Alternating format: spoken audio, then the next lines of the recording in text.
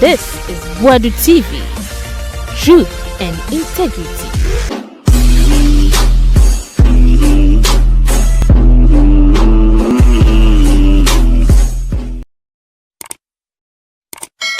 President Mahama ne expectations are woman and men can be. Hey sir. Yeah, we that I guess Sakra won't so can say what the corruption name. The Kufuor active free SHS secretariat. A waste of taxpayers' money into your bar. Sa secretariat no obe closing down. And not nipa appointing nipa ko. Okay, you too far appointed that be hene, appointing Pabwa hene, appointed a duku hene, appointed ko ta hene nyina. Na kwa de syndicate ya say electoral commission yempa mo nyina. I already on the petition akoda that. Why video? A create impression say security operatives or more president, former president, Kufuor fie ni mo no. Omo person mo bono. Hey, asem movement TV free. Yin in squad.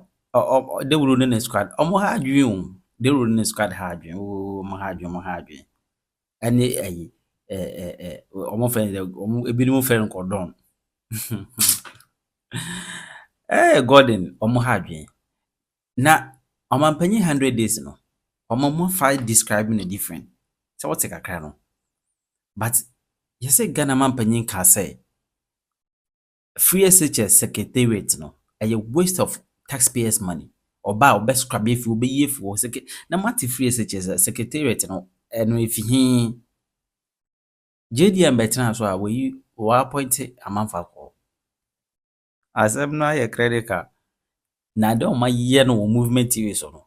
Me je say JM share video ya no kra obe secretariat na yi appointees in nephew. Enti ya yare ekoso. Yesi JM appointee bebia o de nkofu wura. Appointment wo yen so trans dem say JM na yes appointment we. Ena manfo kan wo say ama kofi bu a yesi enye adwuma na ope no. Lance wan ho enye no na ope. Enti oye ho adwuma no kra ni musa. Say aba. Enkotie bi. Ghana for 52% that they say omoji tumusi enyi maminedi. But what is academic about this? Because what respondents no one more akobusa wo mo ensensem no me patcho petition no o mahunu bi ensem wo mo yegina sese enyi maminedi no o mahunu bi o mo hu bi e de so mo hu bi dia ejebe nti na obebu sese ni pakro ni say yenyi nadi amen ba kwara ka say yenyi nadi ama wo so agya tum say ade we de authentic verifiable into the better about to say academic research eno no din nwanwa sesa na ma bi obetimi agye di eso so de wode enama wo kasako wo ye interviews all over trying to influence or shape perception no ama council of state for penny for so aka say hey Ghana for dodo na se ma me yenyi nadi etebe abato gbanim no well and it's about me and I'm Ghana for a painting no there's not going to be any backlash. It is idea yinyi maminedi. You know, and the Musa dan kwa for be so more bonne pause say you ye na areho in the history of Ghana ye chief justice did that Kwame Nkrumah osajefo and wo ye nenu kwekwo wie sen because na kulungungu bombing ya na Kwame Nkrumah gidi se onu akasa CPP fo bi ka ho enti se da asem ko court dia se jeli wo mo na asem ne baaye ne nkofo bia na ogidi so mo ka ho no amaso wo mudi ya jeli wo mo. They were not found guilty. Ubiti said, tell you Adam a few. Yangelino that time. That time, the Chief Justice, Sir Akukosa. Only Chief Justice, Akukosa, only Chief Justice. And now, Kwame Nkrumah ni anye ho ofa kuntina se. And we Chief Justice Nedi. And we ya no the new Chief Justice ba ye. And mo say asem kwa ni ya tuagu. it has said bedini foforo interestingly omudi asane foforo no nan friend say Terry Adamafio was found guilty in the new first trial eti ewie Ghana for you but President Mahama de ehunabo brim oso obeye obetimi aye ba ye be ma Ghana for hu esem a akoso say maame no deserve say ma ne kofie ana enema ben ye se waye starter grounds no any de hin eti ene bedi komo abadwafo no dose ntin ene men kan kese enra chizo so President Mahama obedi ade no 100 days na me wales kakra bi wo hase no ma mehwe say ibebu ye be access the first 100 days of John Dramani Mahama na the first 1 month ready na widespread violence across the country. This will yini na abagana memo as if say there was a coup d'etat and na nkofobia fagana ababe majority shareholders. Nti ye no e wo holomo looting and destruction offices. Ba kumpo die me say governor appointee bi so wo fie. O say ye MPP lose power na no park yi na okwanti na wo twe obi o ba take over fie no. It na o mane cousin be ma ba ko tan say o mo ba say ya na the king ama wo mo. Body bibia akọ wo so mo holomo ne cousin friend na obi ede ne mattress ne air condition ne mpa ene kitchen cabinet a good Kia track mu abesi ho wa obetena ho that time na President Mahama nye single appointment akwade se waba obetena ho babia Ghana man ye koduru ye eno no and the dismissals all over wo hwe de koso GPH menya further better particulars na is so pathetic say President Mahama yes to the extent say Director General ni ado mo ho nyina na o ma pass through the ranks nyina na fedie yesi ko fi ho ko technical advisor to the minister of transport as a day was phrase time enti ene be disa enko time ko mo mi bidie of course MPP election review committee so Professor Michael Kwede ni penny for the report no akọ emunsem de yenim emunsem no party for no the keep closer to their chest and recommendations no and mo de be yedwuma it is expected say recommendations no mo de be yedwuma na Ghana for and as MPP for who say what are the recommendations me pa cho de eba bonten say page 49 of MPP review committee page 62 we say ni nyina pa cho de omo kan nyina no omo boa enya no kore na interestingly MPP for be within the party and money and this for na cable mo yes ade no na this for no etoa na and this for no MPP for no akwa share on their Facebook page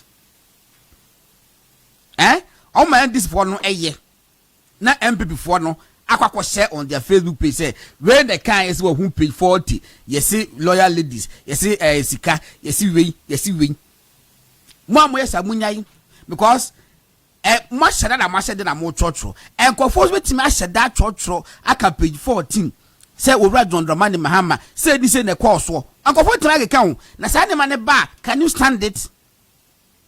I'm not sure say you can stand it and ebedi hu kobo almost say committee ne ba ye no mo say omate report about mo say what committee a MPP constitution no so mo tweak ni kakra enti ne ye be hwe say the tweak no esitie enkofo proposals on constitutional amendment no and no say ekone kwaso na no me board President Mahama voice bia wakan categorically in opposition say judiciary na agu asen obi any confidence na ono po the offend no say unanimous 7 na reforms no cannot happen under then current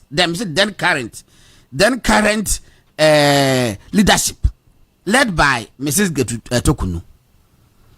Sana Mahama kan in opposition no say entimi the reforms no entimi ma under one leadership. Na say chere saying. That is one no ba no person reforms na bad dia by hook or crook. The besi e was a maame ni konchen na John Mahama e the reforms a open no eba. Ebusa for me no ka say applications be breed that and a list of about 110 judges, magistrates. A dean that President Mahama nim say awaiting their appointment.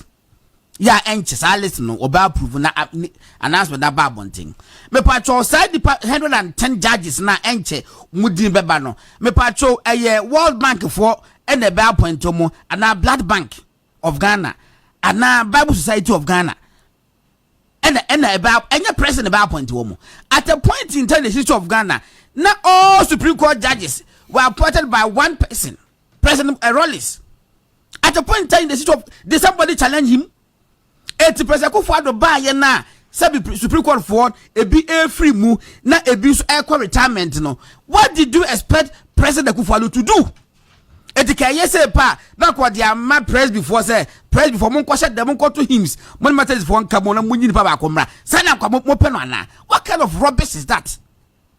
President who mandate exercise the mandate, but we say a President Kufuado and wa appoint na constitution say why na appoint constitution say mia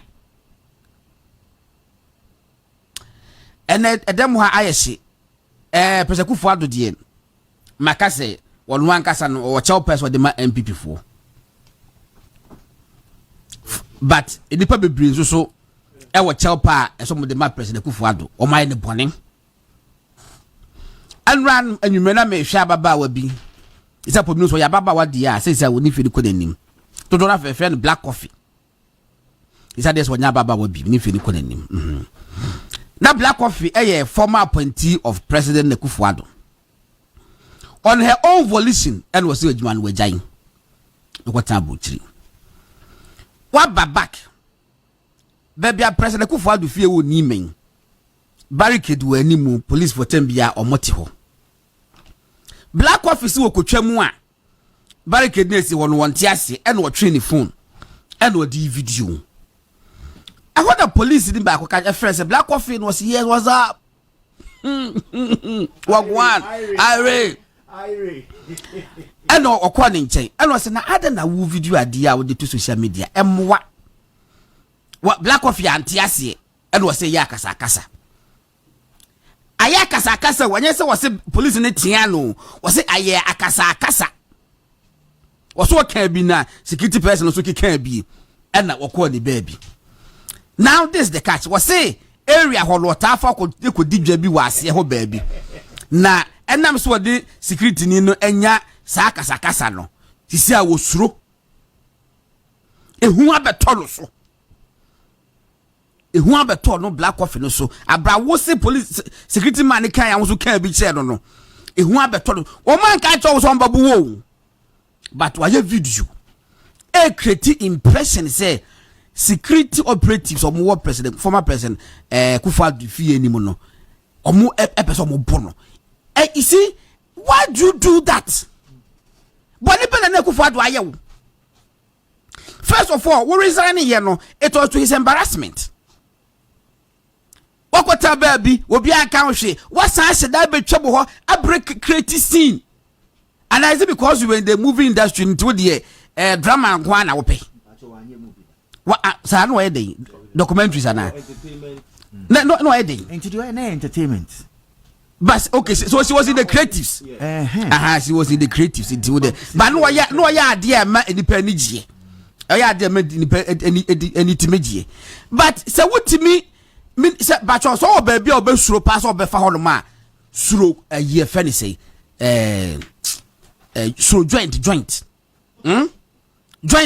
de suro ho back apart from joint mo kan na mu get to a bomb that say myself so papa baby obeso suro suro get to the black office suro hoko by nya President Kufuado efie anim na obesuro twam ko obi anya wo hwe ba sa wutimi enya kokodo twam wo get to dia ena mansuro na Kufuado so fie anim so betwam. All right me busa fa mo bi akwa ba ka be kwa homa so ne lawyer bubu debu lawyer Apagya, former deputy general secretary of NPP or also so no constitutional amendment no war very interesting he thinks no positions be brain no ma I was some elected I will say all the deputies say so mutimi elected and in fact even that of communications crown so no would you say so mutimi elected. It was some very interesting constitutional proposals be a enkomo no ekoso no ye be fe ne edi enkomo full house the be aka large one ba na se full house no ayeyi. All right, kuka machin na ukwo he fe no ba ho machin 415. Oh miko okoko jogina na enra ye wi show no enkwadura no pe ya na meka enye nra se what happens in Rome stays in Rome. That be what happens in Rome stays in Rome. Meka no pe ya se I'm not threatening you. I'm saying say because see there's a coffee there's a bantem o say ko fa de na nyon ne bai o jawasem Prof K match to say Prof K o to say Prof K o to say mayina free Prof K o to say o ye ye de jamiase pa enra ba bia ko hwe last minute football no be last 5 minutes no ho ye kama pa na go so e fe pa I am the fit alcohol. Oh okay fine kama okay all right Bible matching now what is saying don't mind him patcho o microphone here off e bo so ho ye oh nyamiadom ahode e wo ho no mo program di be chirim enti bibi duru be no bi ka se chi bi mumu a ya emane how na why the kama aha enti sa ena ene ye beye no Peter Nkoma Yes. Now what to say? Class prefect. Yes. Undisputed. Hey, Miss Rao, obey yourself. And yeah, what them how? There be problem. Your general class prefect and your sitting class prefect. Sitting right now. Yeah, what them have column I for me or how I'm making. I need them to us. Okay. Peter, what dear, Peter, and some be na our boss and them and some me and son, but largely no, even focus on Chief Justice dear no, name President Mahama. 100 days in office. Nema why in the assessment any MPP so committee review report na eba you know and still the admonition to party members say momunka won kasakasa e wabonte no yanko. Okay, say no me chia for chairman anum ne ahwefo nyina na obi ajo so MPP de ende e ba ko hyeto okura hone de nti be kwa but na lawyer bubu de bunsu nyamai so de yenhwe 100 days of President Mahama. Okay. The assessment. Sao. How pay? Said the ya. So lawyer ba. So when we need the to lawyer be ba no. Now obe my background no man. There be lawyer be kasa wo MPP de no. Oh okay. Enye chief justice de no. Okay, and o de enye assessment ni. Okay fine. O call the assessment no. How na wo so ye wo de pa. Na wo ye teacher. Say the musipe best because open marking pa me the pen by. Okay, Mate. All right, it's Peter Nkoma epese you started with the assessment of President Mahama's first 100 days in office. Yeah. And fire you too. Aha. And you alumni ahwefo ni atiefo. President Mahama better akonwa yisu. Before Obabeba no. On his own volition, no one kase. And on Ghana for ko apam. So betina kunwa no so a first 100 days yenye assessment and I say sisidua yemfa esusu no ono anke se o no document o de call winiba of kill a region ho and obeka kire Ghana fo nyina nto oye 120 days social contract. Me don't be surprised here ku anim no wa hwe be nya obaba akon as permanent yi because enu ane ne e mana tuogu so papa o ma condemn ye say adane nye gender balance era me say wo gender balance to kwa bia wo nko President Mahama ho wana ma broken heart or promise obo wantimi ani so ya wo post ko say you medi to asoi enti ono ane ne Ghana for kwa apam say oba no yakopon boa na owini akonwa na sisidua yemfa nsusu no eni na on make 26 promises okay of the social contract with Ghanaian people okay na memi hwe mu no I know me say station bi aye bi but I disagree because if you are wasom so why and half wasom why no onye of the 26 promises no o cash one Ghana for etwa ba mama na obedi so no emu mienu pe na waye hey yes 26 no 26 Peter oh ewa ha and on marking scheme you two straight dabi unim me ka me kompa ka ba ko pepe mpo na waye it will put why modest why generous very magnanimous Peter Kuma okay and wo hwem pa ho emu mienu pe na President Mahama waye really emu 10 so wakosofa wasomu kakra ena wajato why no some ha ena emu 13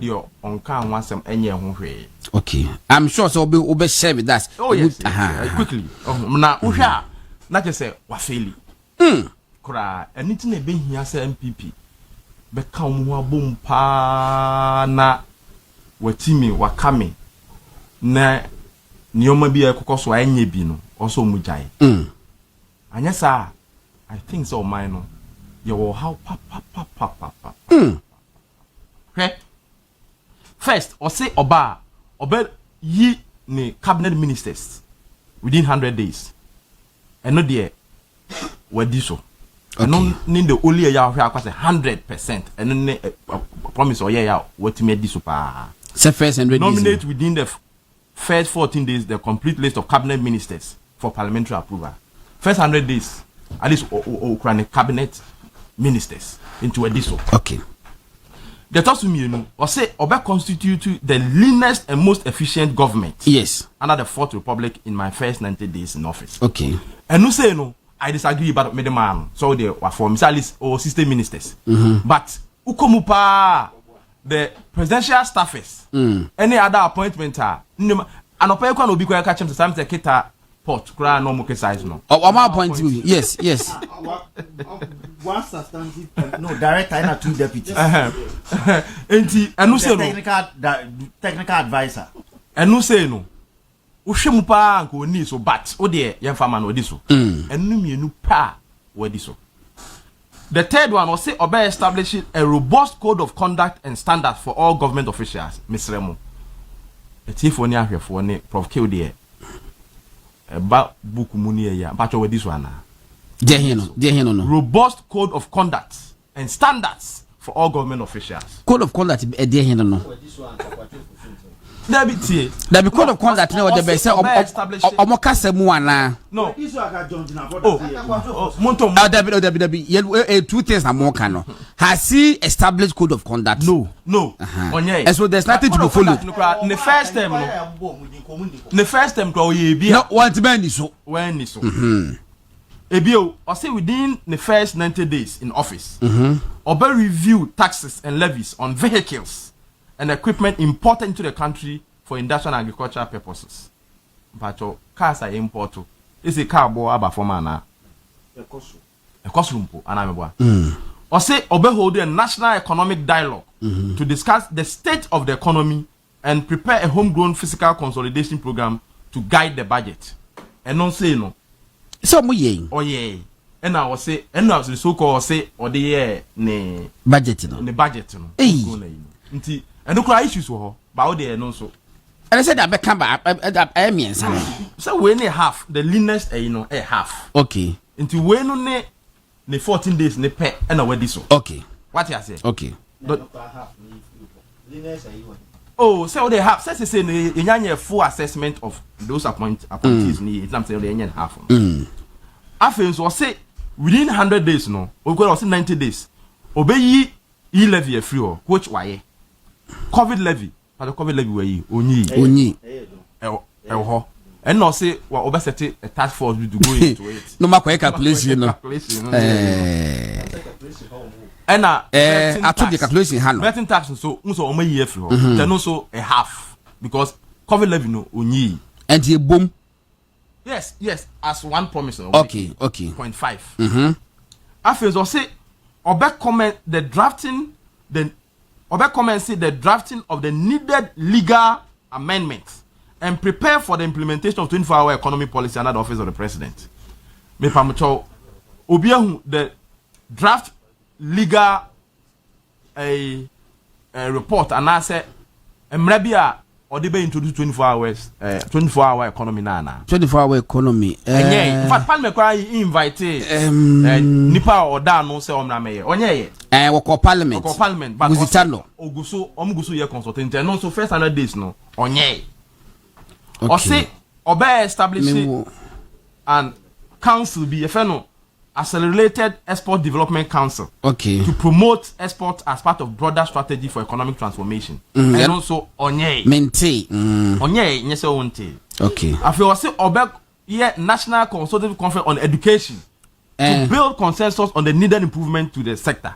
And no half and half because what about 3 or 4 committees report on free SHS. And put about once about what 13-member committee to review kindergarten to primary 6 curriculum. Asempenyo anka omo the report aba. I no so report mine so no say million half and half. Okay. Also about implemented no academic fee policy for the first year students in the public bachelor. And also onye. But I no academic you know hwemu pa na and cover tuition a lot of university cost ni bebre and Prof K ewa ha.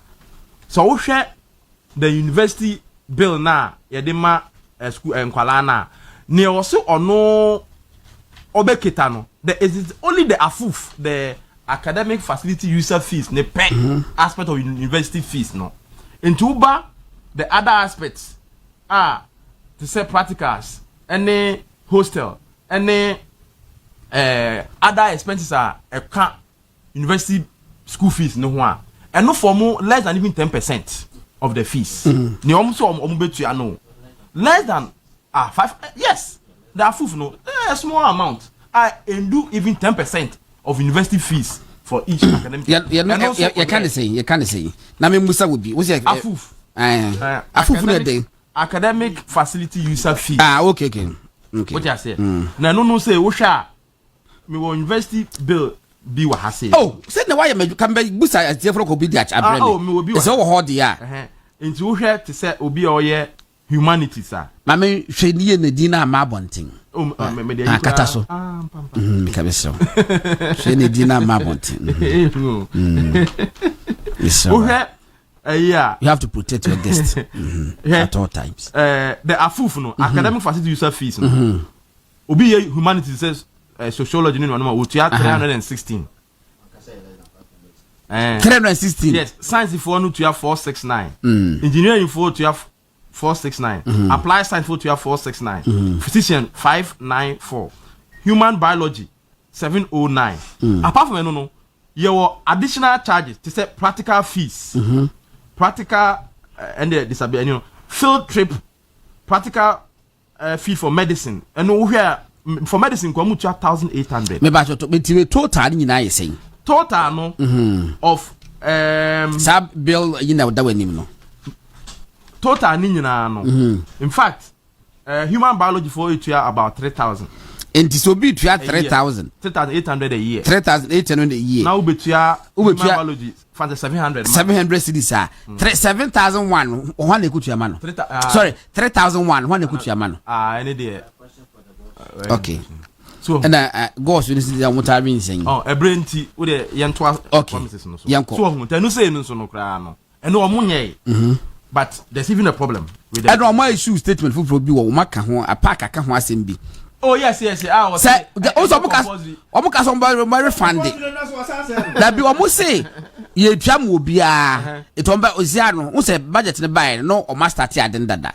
E decide ya omba refund this kind ama wo. Now they are no longer going to refund the money to them. Omo say omo be invest no more keep wo. Now the following year once had it the savings can to ama upcoming first year for. Now we must then it means that they are not going to pay for it. Means they are not going to pay. I'm looking for that story. So a hono kra no. And hono kra there's a problem. Yeah. Afebi also some back comments the distribution of free sanitary pads for to female students in the primary and secondary schools. Oma announce policy no. Oma locate sika. Oma locate 300,000 300 million be on for no. And so omo nyai. Then say me and half. Okay. Because oma announce some be into. Omo nyai.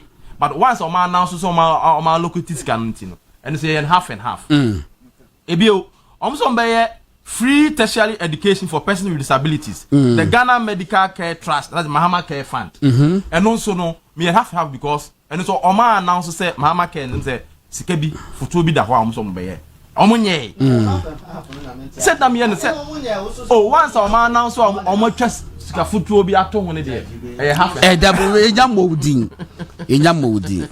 to the allergy that be me pacha obia benya ne de me sra mo pacho e friend say why ke force tie yi ya no mo examiners be yi omo de ma wo mo examine na me say and do ma so no mark it down and the other o say obesity investigative team bia we dey handle the report but on the collapse of indigenous banks Gordon NPP the collapse of the general bank saw the obesity committee be do akohwehwem up to now committee be am on the indigenous bank what they are saying say emom no mpese omde oma ye je omo license ni mum ye dey oma de ma wo an so hwehwemu within 100 days they report about illegal printing of money say illegal printing of money no borrowing no besia bank ko free bank of Ghana ho and so hwehwemu which BOG act ni abe redo ha kra pen kire say omunti amra bia baby OGS ombema aban besia nti eno nso omunye omso mbe illegal they will ombe national cathedral hwehwemu eno de omso omoye audit nti eno ye half enta we me ninya 1/2 no yes the allocation of money for the women development bank omuke so ombete first 100 days it's omso omde 50 million and 51 million and akọ minimum 51 million to me be a bank but ebe could be microfinance service Lucia. Institute a government policy banning political appointees from purchasing state assets. What is the policy? But President Mahama, this is not the first time. 2014 the State of the Nation address. What kind? Okay, say obe banning na appointees from purchasing state assets. What kind of banning? Okay. What kind of banning? And in the end, Nenko for toy. No. Ono aka say na dan what no was what yemfa man no si wo wan ka say won ton je pa politics fee no okay say obele bill na was streamlining scholarship administration of scholarships I dem politically exposed people when they forgetting that the NDC for people that are benefit no and so onye afio ye say obasa I dem rabia ko parliament. No, you know, okay. Me who's headline be on scholarship. I think it's on graphic front page as it said. We know, not say they will lay a bill. Okay. In parliament. So the bill has not been laid yet. Yes. Okay. I think so. Also, banning illegal and new mining activities in forest reserves, rural tree for life, and blue water initiative to heal and sustain and harness the environment by turning areas. A hollow man is saying me and half because so what my tree for life and na illegal mining there so we and na blue warriors as a him for so we him for half and so why okay by all the emphasis okay but Galam said there you know this I feel this is the worst a year so what is the President Mahama okay say Saudi soldier for Eko di Galamsey for a chin. Subscribe your Nyansen name. Awaka. Anybody can Google it. Awaka. Oh. Nyansen no yeah. One. And then the defense minister say. Second term. Oh. Omane Boama say. Ale. Baby ombe ko soldier for a call Western. Before laying that crop, Omane Boama say. And then ma Akufo-Addo yeah very atrocious. Pa ne say. Waka say soldier for free. Forest reserve emrefi na it was a crime against the state. At the time I president meanwhile president Mahama say nyansa nim so the soldier for beko but they say no soldier for no omo ye here for and soldier for no mo kon say no omo meted the soldier for na nyansa nim oh say as ye fence say Salvation Army e Salvation Army for na wo hono nto munye for boys brigade okay yankoi commence investigative process to purge the state security agencies of all militia and vigilante anyhow. Reopen investigation into the major unresolved criminal cases including the 2020 election killings. Anyhow. I also West Wagon by election violence. That what do you say? And then okay. And a man have because or say Ahmed Swali. Ahmed Swali denying. Say no, that be yet ongoing investigation. The NDA or my something new one. No, there's nothing new. Yes, it's half no if I feel so say obe competent VRA obe yenhwemu VRA spillage from Nakosombo and Pond Dance. Now no cry no man half about it because already the cry Mr. Parliament ayemu dada. Yes. I no kuja to eda no. Bi mu cry the compensation po wo dada. Ai ebo ha. But and so we the man half. Or say obey initiates immediate step to compensate flood victims, including those in OT, Bono East and Savannah regions. Obey carry out shake-up of all loss-making SOEs and realign them to break even and transition them into profit-making entities. Or by no so in say double up. Okay. Ushe sabre no. Nyoma the promise is here mu wafeli more than 50% on touch a cry. It moves also half and half. Ne video on share cry and have more than half no. Now they compare the first 100 days achievement of MPP. Pa on a dozen. Would that be by your second run now? Your second run no boy no. Now share omo at that time minority NDC. Omo ya assessment of Akufo-Addo. Of course, at that time, we say Flagstaff House. Obi ko attack, obi ni personal attack be you also. Oh, so. Say Nanka Bruce. Nanka Bruce. No. Now share say ebi mo ko attack court. Akufo-Addo condemn. Oma kan almost statement. Akufo-Addo enye hwe. Why are so condemn?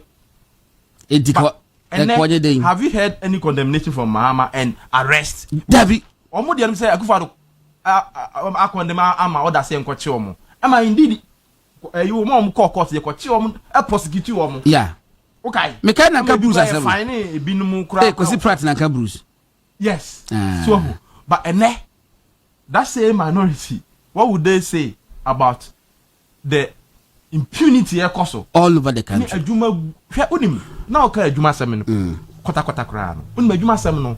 So we are director, be a Akufo-Addo time and NPP time. Unya chief executive, deputy MD, even PRO crampa. Na a politically appointed positioner. Why across all resigning?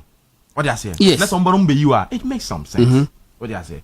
NPP time ABC. Any other for Obama. ABC. Say a political appointment. The scale at which this time no, then this idea could do no. To the extent so be after Najuma as far back 2020 Ghana Maritime Authority ye omu nyina edi 2020 worker on your politically a year political appointment what go to civil service Najuma process ni nyama Najuma 2020 uso onko fie ma here nipa ba kwa me bona basa ndi em sa wodu kra na me ya adwen e okuje to ablakwa o say oba e wo hwe ni nguma mu no all those who were even employed in December. No, because budget a capture omo na process started long before the election no. Person be you omodi. Nti ono no minister. What they want. You don't mind him. Or tembia no sanctimonious me President Mahama ne expectations are woman na me kan ho bi.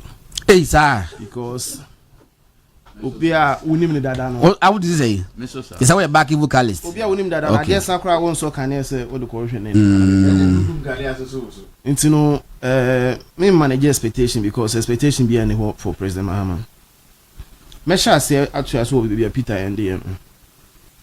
Na ma hwe one particular issue a omo de kan omo 26 items no for 100 days no. Omo dey politics.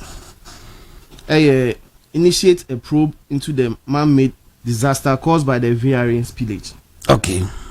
In fact, one issue okuje to ablakwa. Any President Mahama at the year politics will enclave more power. This particular issue. Yeah. I was thinking, say, true to the hours, so mobile no. The first 100 days, no be sure sadi. Time a case we buy. Osha organizations be ebi ko see clinic, ebi ko see schools. Kofo ko donations be. Nti President Akufo-Addo ko akọ no year statement bi. Omo trust statement no. In fact, we na President ko agọ na so odi. Kaso mo kra mo nto aba ma me so. Unsa asemi di America kra ba. And I remember a kwanya kuje tomu efa so a twist ya dey way. Nti ebe se boko de no. Kofo da be hu say after 4 years no omunya compensation bia politics na omode ye. The next thing the fight against Galamsey. Ade we aka me until say Mahama be change last minister ne adan crofobia no gide bia anim eno mo say police for akose boys be China phobia oh Erastus so and now they are making a move. We have seen all these things before. It's a charade. We have seen all these things before because Lands and Natural Resource Minister Nankasani enclave no Galamsey koso gidi. Political actors be brew aban we mu a oko western region oko western offer omo hina ye Galamsey. In fact, there was an NDC MP bia and for be cry egunsa woni tri so I don't know if western of me feel labi good almost Galamsey hey jai and at the setting up of this gold board omo pen in term and omo activities being the mining sector no clearly shows that they have an agenda for the mining sector using the illegal mining and other way.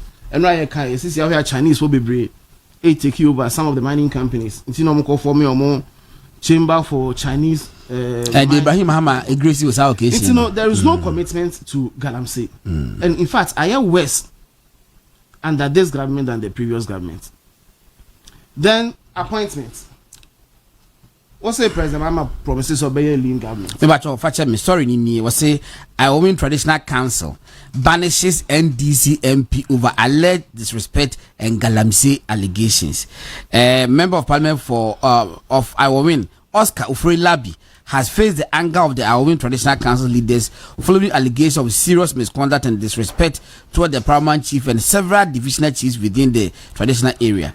His misconduct has prompted the Traditional Council to take a decisive and punitive action, banning the lawmaker who represents the NDC from setting foot on any land within the Iwomen Traditional area. They also perform a ritual by pouring libation and sacrificing a white sheep while dressed in black and red attire, expressed their disassociation from Ufori-Labi. They emphasize his disrespect and Nomoko Oswako Galamsey. Or say if he steps foot on this land, let him be dealt with drastically by the gods and idols of this land. We the chiefs are pouring the libation to dissociate ourselves from him, and so we don't want him to associate with any of our chiefs in our win. It is a Galamsey. Yes, of course. Galamsey ni bo muadie and sitting MP. And he fully na etwa the su. Omo try omo kumudwan abo atade fita kokori tuntum. Ese osiwon ma ensuni asase enini. On yeah, you are right. On appointments, lean government. Ebia playing with words and semantics. Na Akufo-Addo. Ebia kind of creature Ghana for on the OE 120. Now President Mahama they also promises 60. But in reality, NDC by in fact committee in task force and no American is almost 71 for all the ministries so far. Task force committees or more for many are there. But a ban different committees. Yes. So be as we to the yes. Set allowance. Yes. Almost T so benum. Na a ban ye deputy ministers yen fan crofon hihye bebia ene bebre kwa. For the first time me nim say Ghana hebie sida. Oko president Nankasa officer, ye chief of staff for oko vice president officer, ye sanso chief of staff. Yes. Yes. I mean see that. President Mahama say chief of staff at the office of the vice president. Yes. It see that. Asana opposition of advisor on political affairs. Me who send a secret. Sami ba Muslim or ye den. It's a deputy BB. Like the boss den. The boss the minister. So it means why deputy minister. No, but why deputy minister? And what deputy to who? Deputy to a minister. No, and you're possible. But on your deputy. And so it means you have to be presidential spokesperson. The boss. The boss is Felix. Felix. Who is a minister? Who is no? But Felix has two positions. It was deputy one. Now money. Ajana one, Ajana two penny. Education ministry. How do you do as Minister of Education? Okra professors be 5, who na advisors. Hey sir, Emponi. Back on our UCC NDC professor be Professor Odro. Oh, okay, Professor Odro. Yeah. Odro. Any other people? See, President Mahama, a smart man. Yeah, well, lands international Galamsey issues and environmental issues, but now I'm worried. Yeah, well, lands ministry, boy. Yeah, well, Ministry for Environment. Mahama at Ministry for Climate Change and Sustainability. Environment. The president. In fact, 100 days. In fact, if he say Minister of State to say the but over 4 secretariats. Yes. Now, minimum down 4 be I'm no more in climate change. This your technical advisors to the minister. Hey, sir. And a bit more I'm representing minister on official function as deputy ministers. They read these speeches. Yes. It's when now on for a dream basso. What you agree for no? Never all. Agree car. John Dumelo quite a maintenance car. And I'm also Otukono right on Ashanti region. At the presidency. Clearly, I saw no deputy agree. So one technical person. Otukono the expertise we agree with the of course, into no deputy.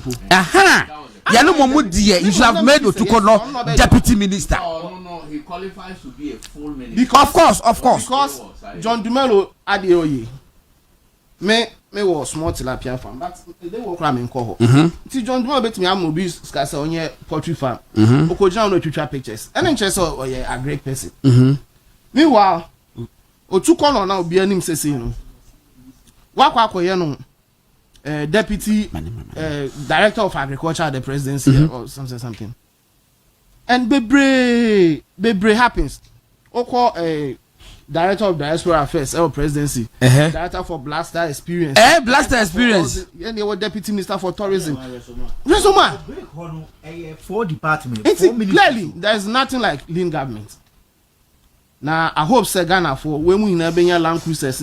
Yes, I know Kufa do ko 123 mo bia ho ye. But obi also be system. In reality, we now point is getting to 1,000 plus. The last in America, gender issue. Gender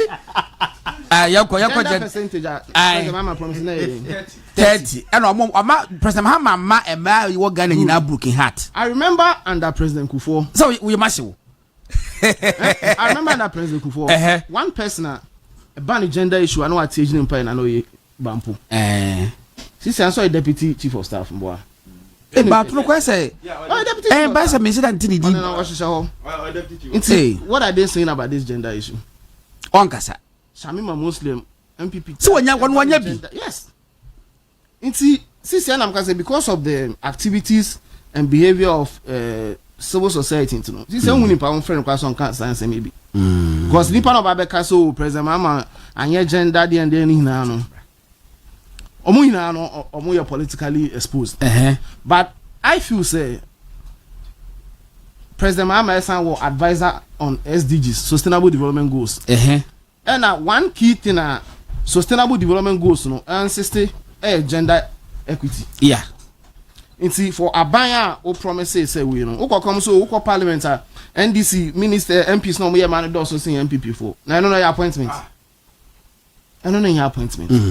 Inti no me the mechanic say memo bia any expectation bia President Mahama. Oh, when I come 2014 I said one of the key reasons our President Mahama cast Ghana car number plate we na yan fan call green to check so being koto aban car ni winning. Yeah. And so ko wi ase no ni nua bayi. I see no is a presidential Joyce Bawamita. At the city. Onu po no di kan koto cars ni di. Enti ni para na some different. And the behavior so you different. Enti enuanom na Ghana for nipa no oni expect mpa ye born set say the Peter kan no. MPP as a party no quickly. Yeah reorganization. Yeah.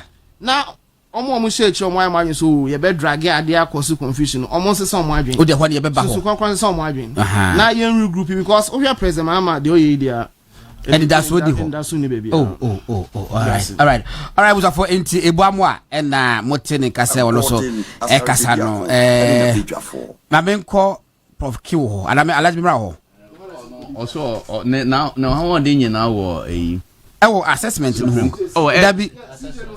assessment no okay me there mamen chia ahwefo na etiefo me ba no but ya nhwa ha say no mama me shadow boxing wo in particular Gordon but the mention say ya nhwa ha the first one nhwa say me why are the metima hwe na nima kasa sir ade America no say nipa na America fa no ho nim kwa America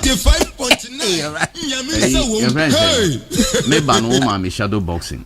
Say dentist be ba ha. So mo nom de be coffee or mo coffee ne de menja nom. We are how ho. Debi no no cheche on enema di pa we a etima wo se ye brown. Me wo you cry me pon me come coffee base. Nti mo ye. Debi so eh ya we dia you wan hwe ye pon me tibini ni sifo momo. Ye pon hwe me tibini ni sifo mo ko wa hwe ha obemia me wo. Obemia o mene. Alright, let's see for that befa. Etobasa ko ka tobasa.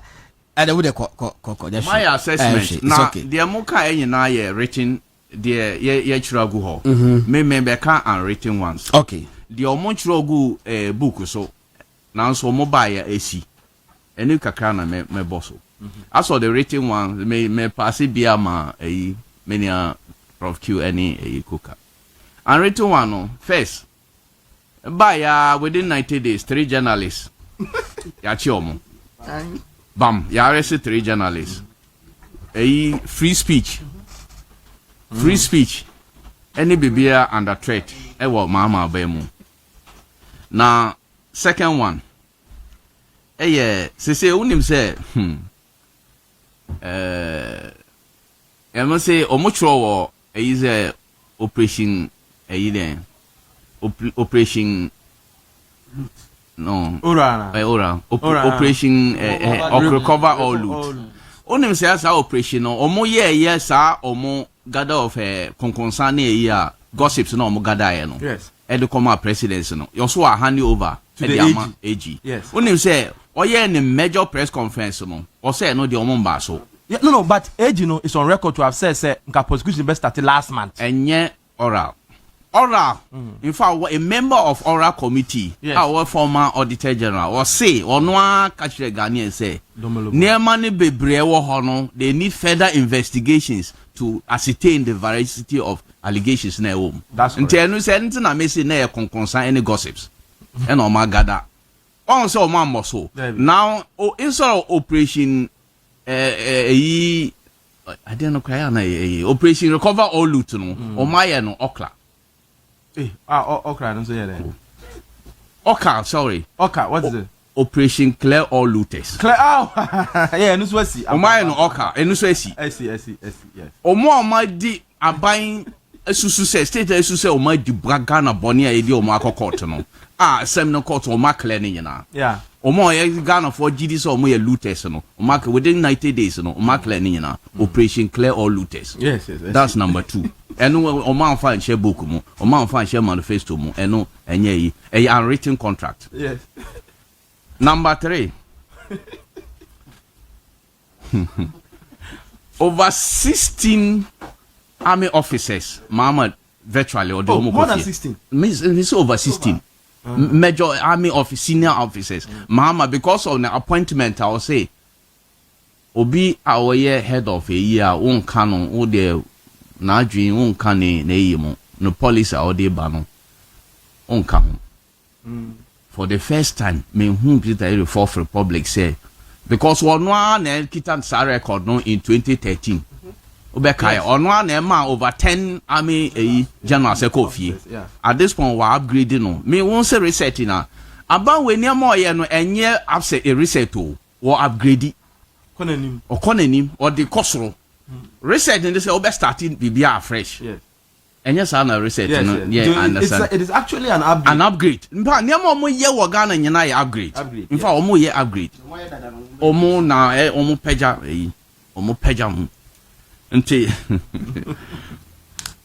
Peter onim say omo so omo ba o kan o say omo so omo abolish taxes bi yes on say almost so ma abolish miensa onim say surreptitiously oma increase lifespan of about 5 and now no more increase ebi yeah existed tax on oma increase oma dey akọ 2028 in fact omo dey yin law am na me wo hot dan one omo ye amendment omo extend the sunset clause no anka be see 2025 omo dey akọ 2028 me omo so ma yibia agum covid no dey ante omo yim Ghana for mo ntie ye covid no a mask more than covid living no a mask more than way e-levy, any way, friends, betting tax combined.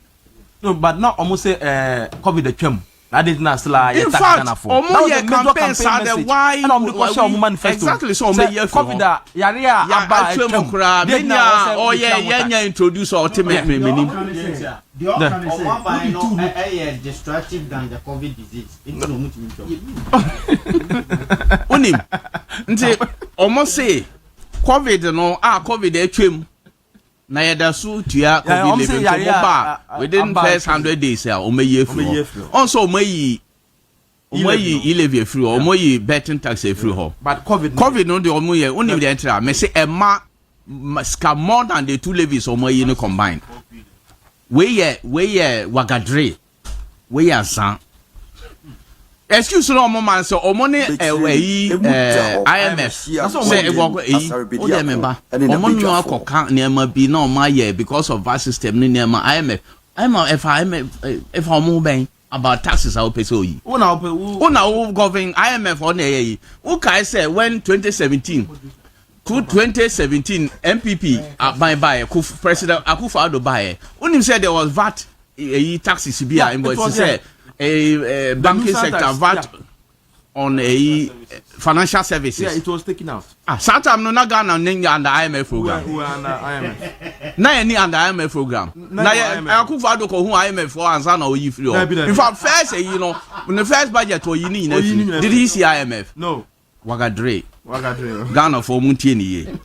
Then onim so omo buy ye omo kan se bebre say oh scared ni ho nti Ghana for nyina ye nu omo Ghanaian West ko ye meeting say omo pacho na scared ni ho ye ma mo 10%. Yes, ye ma mo worker salary 10% increment. Omo wie ya Ghana for e di 10% ma mo na omo budget omo de buy ye no Office of Government Machinery salary by the presidential staff has more name over 700%.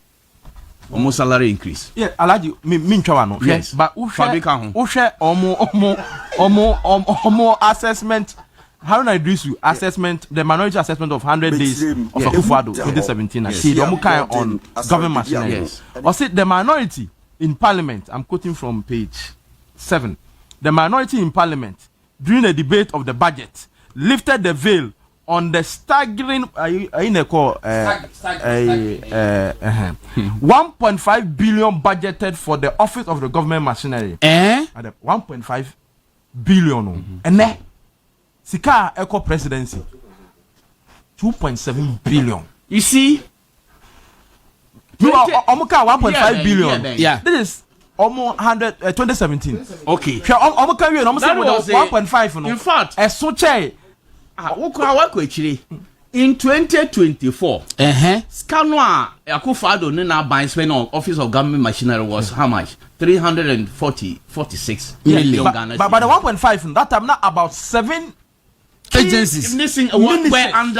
We're under the government office of government machinery. Creation of yes, almost Office of Government Machinery, and yet somebody special initiative. Akufo-Addo spending 346 no. It was president for 2020 for salaries. Like compensation and every compensation no. Almost say those were but omomo dear now almost so link government, so-called link government as a link government no. Omo they call saying 2.7 billion. Ghana for Muntini. This is the government you are. And so many are about say or no more Ghana for more GD or your mama who are and the more dear Mumfamu GD. Me no yanka home. Yati. It's why we draw GD no. I told say I was not me so support no. GD ben am wo. Many opinion me GD one so. President Mahama. To the extent that you can be quoted as saying managing the data of the constituent newspaper. Oh no, I have no hope in John Mahama. Says I have no hope in John Dramani Mahama. Says managing editor of constituent newspaper. You can quote me anywhere. In fact, you can even quote me in front of him. Now there was there were teachers to talk Bobo Parker. Remember the microphone. Okay, I carry my microphone. The obeba so. Okay. I carry my microphone. Me 10. Let me live. What the number ha? Ne. Oh, that's an invasion, but yeah, tolerant. Yeah. How do you call? Yako to us? How do kasa? Oh, say the only acting mouse I didn't ask. I won't want because me say I pick it. Me say o can't send for me home. Na me say me I dey o kan ye o say I would do. Obia no say me come. I then say you now form war the other side of the political divide. You omo central for no back on aba. Oba be shy. Na to oba no see the nkomoni si course no. What was say so? Why be it say the and as some see they say was say I fed the kaka obey microphone. Ebe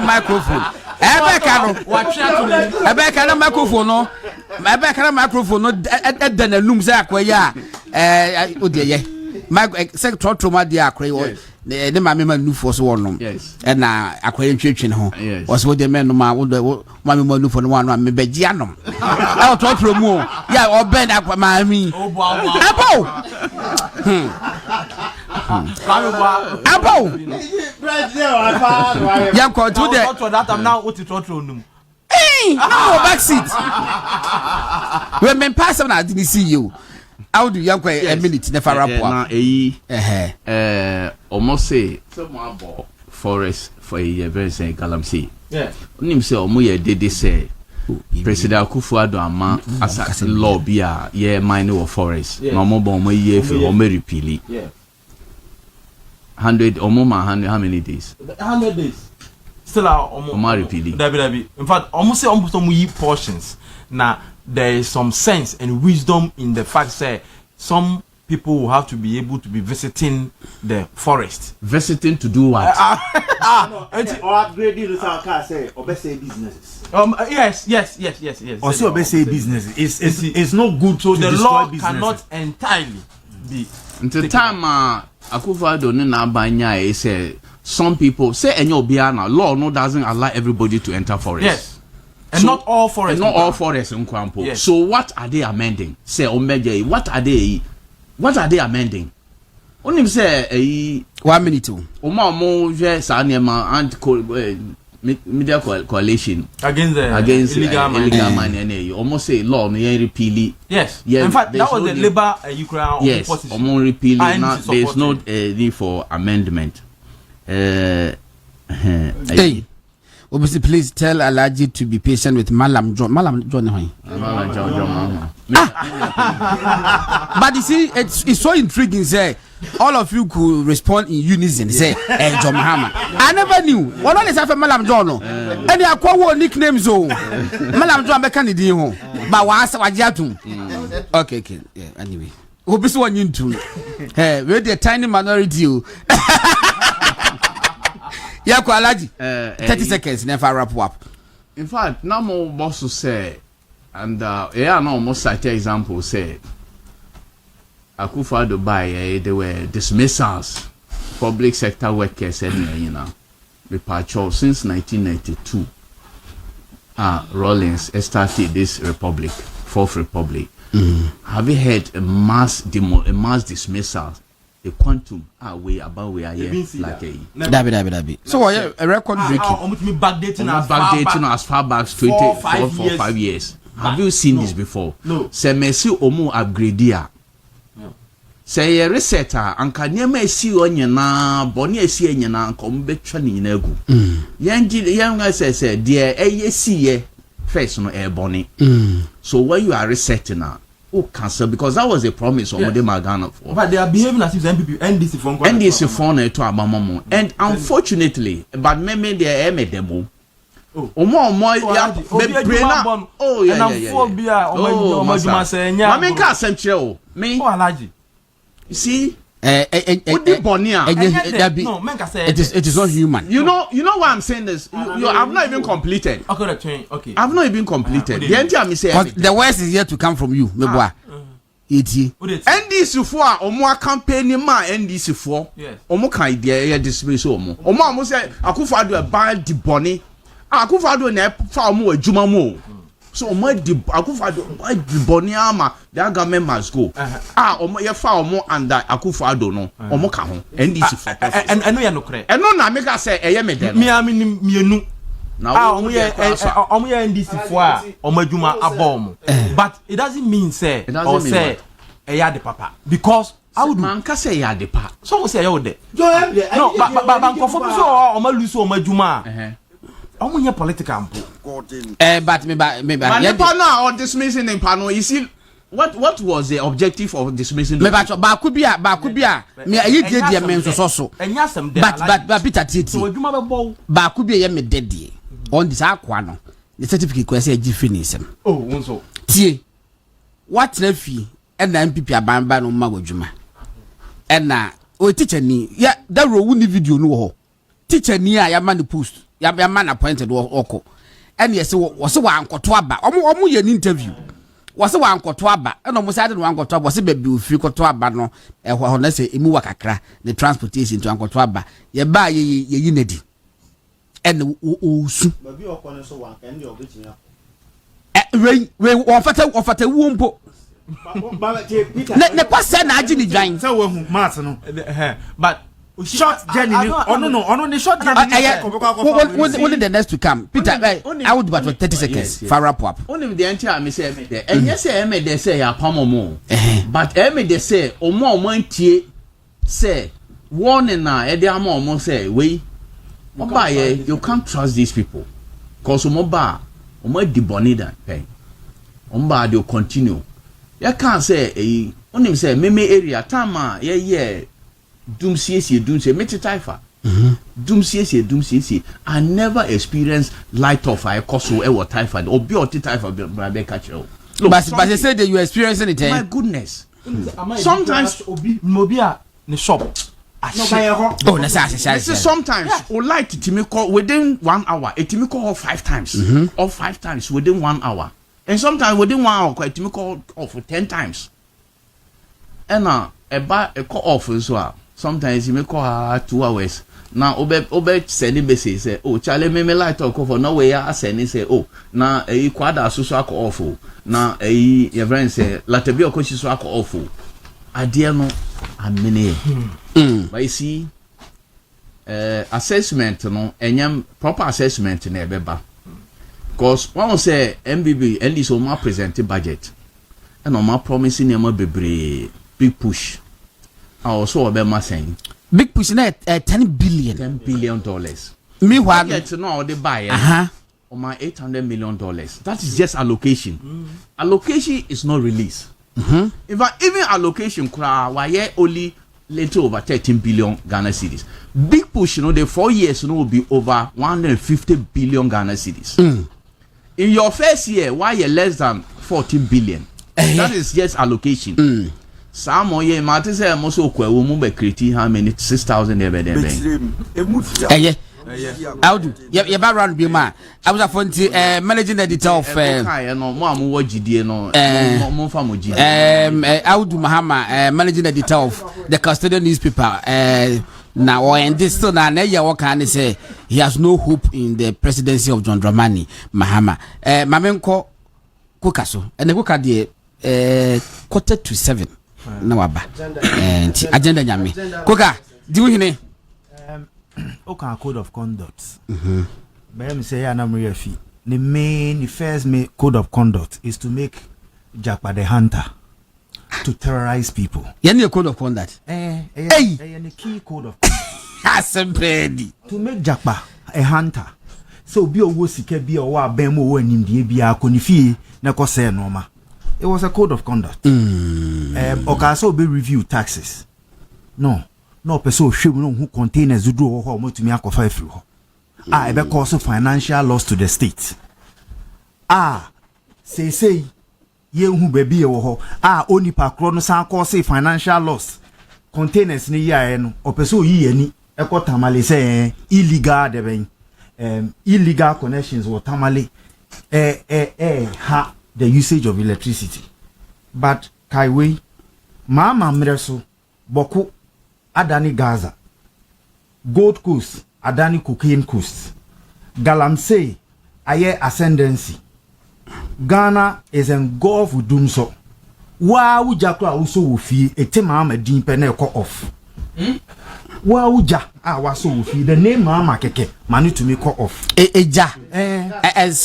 Gas ana. Sama so me gas am de aduane be sisu no bi frɛ Mahama be call off. Da be bia o gas na asa. Debi because who can wie na who body ni wie na e na transport. Food prices. Food prices. Prices ekosoro.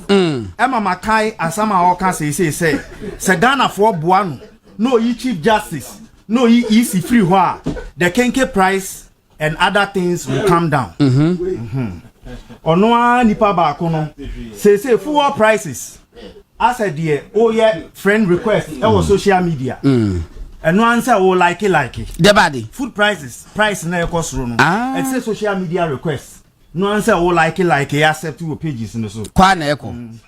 Ghana for say today you levy said then or see you munya abutre me you free mu. Or say me timbe bi na mo say me mfa mo mra wo. No mo buy. And or say 1% mo say mo mpe.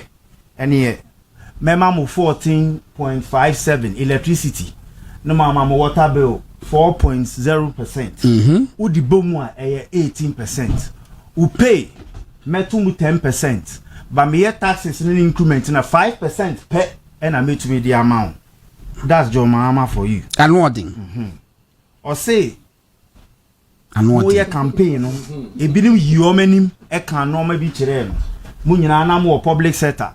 Time o ka say oba back na mo amoa no nti obia oba ya ohwe na usu ni mfaso ma no we wadi nyame so a yesom no na oye adwuma no ndc for na majority o mo ayi o madwuma na di sese nyina atigo wa mo obi 78 million into radio station bi any mpanifo bi o mo kasa bebri wa mo madwuma sese a Christopher bi to say your friend is saying Duncan Williams could be na no can say go share Ghana we can say if you are expecting change in 2020 where eta Emma I was 4 years now so I mean whom publication instead na kasa anya possible 4 years is not enough right you find about the reset in the bed when you want change me ba to aso why me change why oh yeah either there by you share sapo musu Mahama is the hope yeah to aso why change national security e do mo person we answer terrorization mon terrorizing crofo mon creating imbalance na mean to menyam in fact Mahama can say we have a crime scene but fail Matthias say Ghana is the modern day crime scene obi to me be catch you say me suspect say cocaine or what parliament e wo to me so kasa no asesa asoka boys address it say afa no o makum ponche wi o maprapra wi afa police ntare afa tuo ko bi fie e bi an share tare kra e bi se source and obi address it say to park akọ papa ni fie kwa akoye ya chi cocaine street value $5 million. 500 million. 2 million total.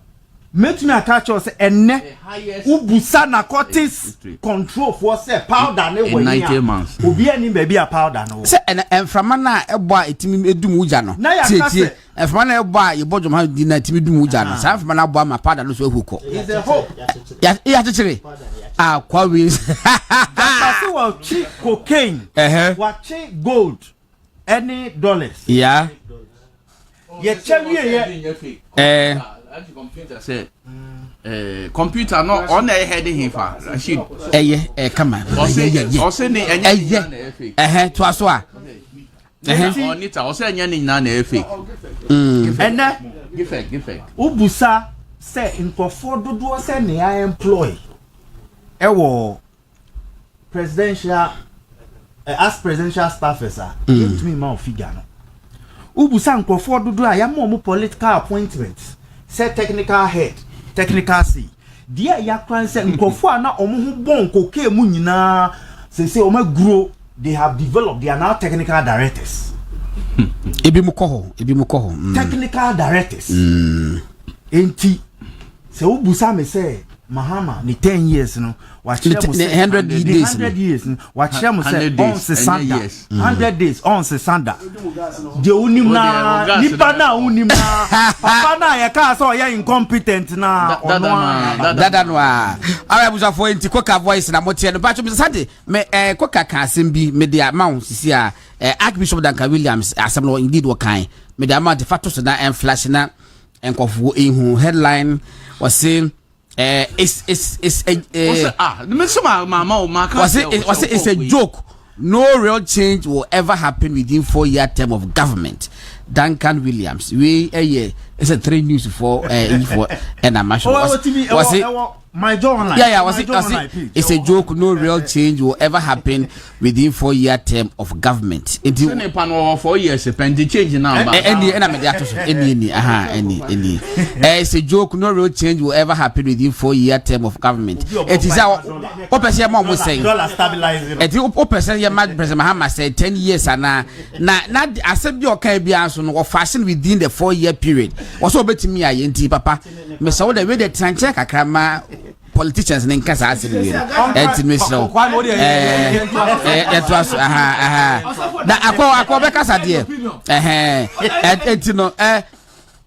Prof Kill, someone young can be. That be Prof Kill and last year. Prof Kill. To was Prof Kill. Prof Kill. Prof Kill.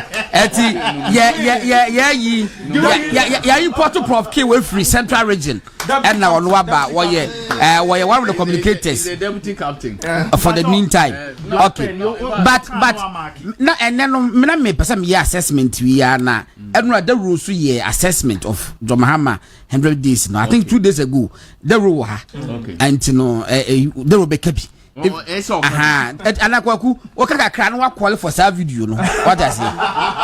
Na or their tombs. And I'm a boy. Say never how many minutes? 5 minutes and your assessment of President Mahama's 100 days. No, special day. Me person you replay the whole year. You know, it is I don't know. So be who they are. Prof Kill, try to me yanko. Me pa nchama tifu ene ni anuma bejafo ayehia na me kan se ento bi ahwe ma ho fama ya makokra awo na otwe ebe awo ebe na yi bi dan kwan ewo me am krom se bi kwan enti yesre atifu ene jamfo se mo mbetimi bia mo mra me kan yeah kata mo enchi pepe bodo minua na mi fi ase no me dem ba ha che tete ye fan kofo ase si o himbre bi ba and don the money Mahama o wa ni afa journalist temporary rapture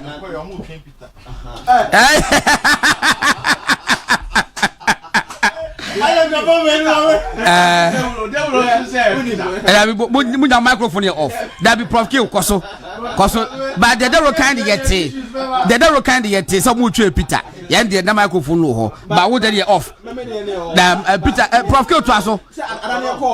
Microphone off. Mimi. Yanko Prof Kill yanko.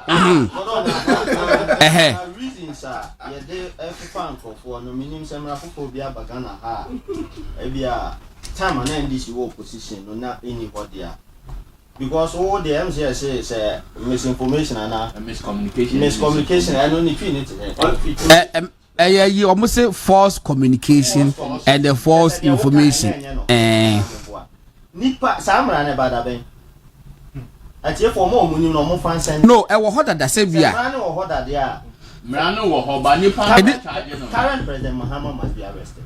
Hey, this is somebody who assembled the diplomatic community. Eko ka say eko show video. Was vigilantes. Aya was go. Wache jako ye wofa se mache jako ayiase. Aya was go na there. Yes. Eka say sa video no vigilantes na wo video no. Omo ene ewo ye ofache matin aja kon yi ase e ba beto odwa se ene nya nokre ni a wo hu wo adukrom ho ba bi ena ne mfefo e kwa akojam no enu video no ena ono ko fa video enye nokre and the culture diplomatic community. That's true. Na be to boasa. Me be say we change mu bi. Me tiase. But they be na tie for antiase. Aha. Emrana false information and false communication. Say eni ho dada.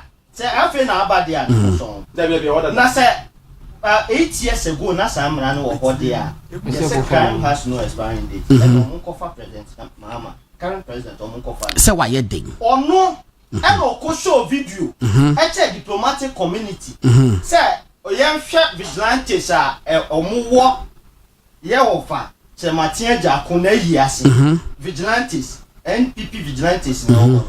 Eba be to odwa. Say na nye say ye na say video e na ode ko kire na mo police ni a wawu e wo baabi a ne mfefo kwa ko jam no e no hu video e na ono ko twa sa video e na ode ko kire diplomatic community ni say e ye ofa che Martin Jako na yi ase so be ka ya ofa Martin Jako e be ka say o ye bad face liar o kana ase. In fact, wafre diplomatic community ne kwampo no ogada videos bebre any publications and I think say produce wo baby and wo ko show sinidi kire mo say opeso wo kire say MPP for enko for no mo koye sa ade no ewo ayewaso gone by elections na say ba ko say twa atro na ka bi ewum wasi mo hwe sa ka we ko ha say ye no ano mo sa de ba election as be ye bone eso no san aboa iti de woka no esa de ti me come ani no ba se be the assessment and okay we would TV you feel we me assessment don who assess president the character ni na say na okay eh mati obi a o lead Ghana who assess na man ono de kwanu diagra and cruise ni any high tension susu diana ono de susu nkofo e de fa o na kese say sisi a san fa St. George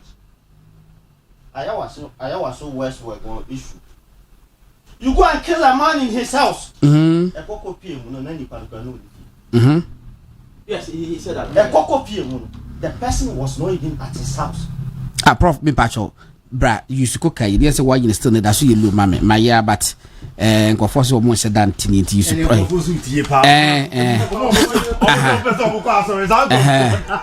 no e koko pie mu no na nipa no kra na esu ni fie and so na St. George allege say you go and kill a man in his house na enye no kre but yes sam kofo Gordon quickly no afi na meba me assessment no so me de na the first way na dey e ka ho no de ono de assessing kofo no na de bi assess no okay afi na meba ono akasa ne de so na assessment be mat wo be hia board mass na sorry bra me jina ne ma mienu so education and agric specifically under the cocoa sector and tro omo beje na within the cocoa sector na there utia ekopoku kasa na ebebre ebi on the floor of parliament ebi afi the masa bi pa chofato use wa prof so mami the koka finance minister the current finance minister so ye be increase cocoa near there cost 7,000 omo ma time obi ma 1 month so omo ba ma obi ma 2 months in all the narrative no ebia ni ho a na nka ebedu ene ya me ne wo kase ya ye wo epu no na nka ye nto kokoo mu na Gordon ayo se ma aba ne say NDC government has set the stage for our cocoa beans to be smuggled out of this country. How? Between the effort of Ghana Cocoa Board and the Locansi du Cafe Cacao of Ivory Coast, Cocoa Board no and only din no. Omo ye bibi say omo beto cocoa akatu ebo ni mu. Say the be relatively the same. Say be ya e be yi smuggling free. And sana epu second ye ba beto Ivory Coast cocoa mu no. Na Ivory Coast cocoa the bag Ghana equivalent na ye 3,075 Ghana cedis. Omo tu mu sisi a no. 3,577 cedis. It is a difference, no. eno na bema nkofo asmoge koko no e de free ha sei no because da bia nso wo ye na se omo de no e wo soro chen Ghana de na eno no lead to smuggling but say atiefo adwen course so getting to latter part of last year and I say beginning of last year to the end na Ghana France smuggle koko enko every coast afi do ba bi no bete Cameroon edu ba bi no bete Gabon e homom na na e de koko ne ko because na every coast de na enye attractive bi Gordon e ba ne se ne ya bedu ba bi e ya du this is what saying from September last year na world market price of cocoa na 7,000 as of September na 7,960 okay 7,960 and no na aban ne tum no o di kan tum ko 3,000 Ghana cedis and o san de 1,600 e san de kan ho e man by November no 1,600 no de kan ho hey potentials ni biaba e kodu 3,100 potential but no yes asat me beba me yes me beba ha ntina me hwe niema kakra asat April 15 na Coco Daudu hwe o se de prof K cheche Coco zezim no na he has kept somebody in spellbound just said bakoro wo hwe ni din untimi nka bi hwe ni din hypnotized facts and figures reality he's spellbound twaso pronividium as at 15th April na adia na 7,000 as at last year September na $7,960 per ton na akodu $8,249 per ton na yenya $289 ene de aba beka ho okay but we are making no the living income differentials LID $400 per ton one bag bia wom $25 no eno kran ka ho but today entro ye koka che koko akuafo say ye ba ye beto koko mu na danko akufo ado ene Dr. Muhammadu Bawumia ene ni NPP ye nipa bonefo bodon NPP eba aban mu koko buo ye ba beto no 475 Ghana cedis per ton per bag ye free akonwa so no na 3,100 Ghana cedis that is 552 percentage increment. Now no ade esan ye wanwa. But on the international market front no, ye ba be fa no $2,619 per ton. But ye free so no, na ye 7,960. That is just 203%. Iti nanado danko akufuado Dr. Muhammadu Bawumia etumu over 500% by increment omunya and offset from 2016. At the baby do time I did free so now ya around 203%. It's any every coast for and out to Mukoko mu amo modern akosro e de achen ye de. They promise paying 70% of the world market price, but Ufia Musisia they are paying 38%. Yes. Ampa 38%. In fact, in that was near 38.64. Yes. Eno ni etua eno ni etua okay 39 etua ediama Ghana akuafo we ya me kan obi office onim koko eye politics mu kakra na trade ni mu kakra be ka say aden na ye forward sales but rather no I'm doing spot sales analysis eno na mode ye tama ye be kwa akoto ye be kwa akoto aba ne eda bia e betum bia no NDC eba no ma ba be ye say just spot price yeah, forward sales. But I don't know more. It said you are disingenuous. Said you are now. San order. Okay.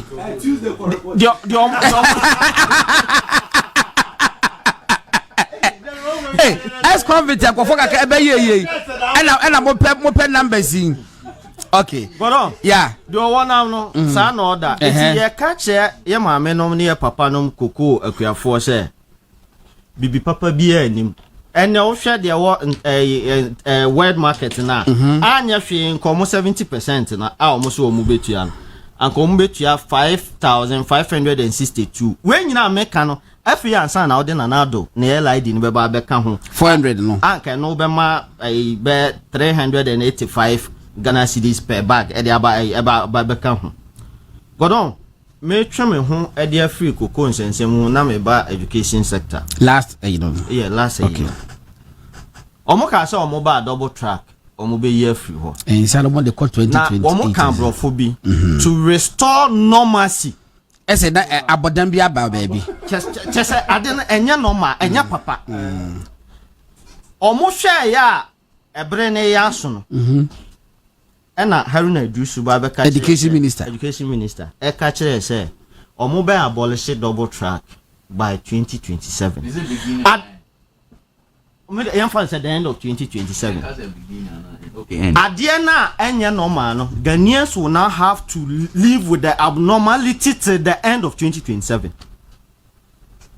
afi ye hwe niam na ewu de ese na enya no na wo hwe contact hours e wo double track ma within a year no na ansana double track beba na ye 1080 that's 1080 hours double track at the call 1134 1134 hours into ufema ni yenya extra 54 hours ene de aba beka ho yeah ni na almost enye eno no ya ma eso cheche counter hours na ma etifo contact hours no eye ebra nkwala ne ne teacher fo nya nkita hodi omunya ye de kire omade no ansana double track emma ye no na afini nyina no hours no eye 1080 hours double track by no at the hours no at the 1134 hours ebiemu asan ba be kan we ni abnormality na enti e call for reset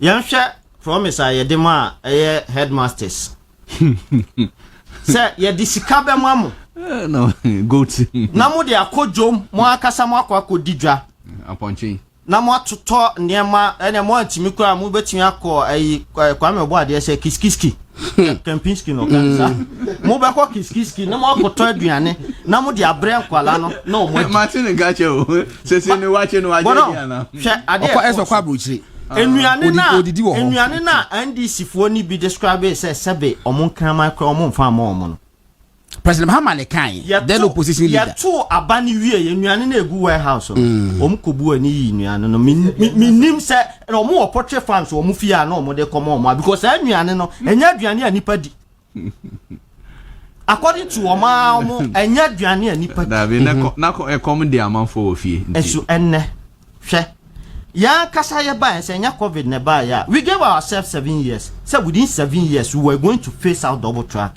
me no kasa sisi ya omuma ne yet say schools ni nyina na ye double track 65% of the schools are single track yes 65% of the schools already no are single track buffer stock ye ka say ye be year free ho near the scanner mom no stay buffer stock ya na supply nuane which nuane ni wo because the suppliers no on be supply nuane no ye di kan you omadi it when our expect so for nuane no ko schools no it's almost set up another committee committees in the be supply nuane no mo be recruit nkofo afi omo no be suppliers omo be kwa supply nuane me say omo ba ya about 40 committees ye de ntro what we ho Gordon ye de me de manu besi okay ye de ntro ene ye de ababeji to me na me ka che Ghana for say sa suban na ye hu ye no senior di donko bonwum bi osi munya na hia munku no na obeda nchemfo abeka ye me da se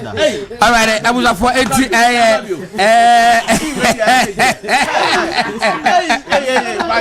na bilabi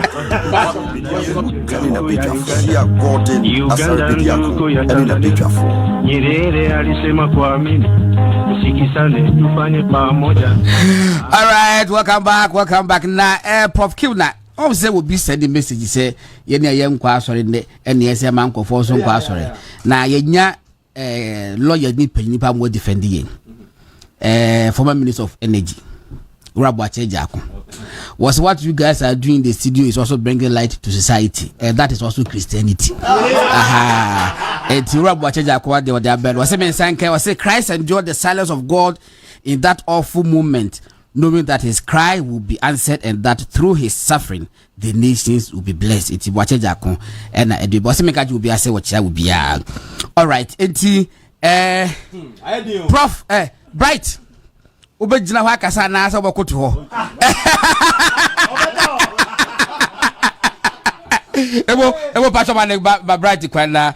All right, enti yenua Bright and now Wababeka Yensano Yemuapa, but unfortunately he's on the other side of the divide. And you know your assessment of President your assessment of so we are what look as we are not the road that's a bass at it was all no Tuesday me and some to make a final report. All right, Bright, you go. Then what to say? Gordon medawase. One kwa sorry ne. Bibia mu da ho kama. One kwa sorry ne. So far so good. Man kwa sorry na said ya opening kai for God and country. And who adwuma okay.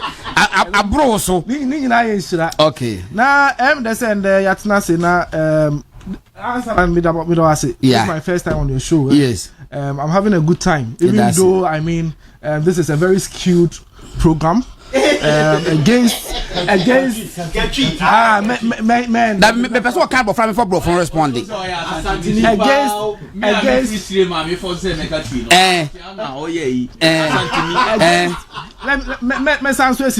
say a bias program against the very government in the first 100 days of coming into power. I think that John Mahama presidency I ejuma as in any government under the Fourth Republic. Okay. Inti why you be?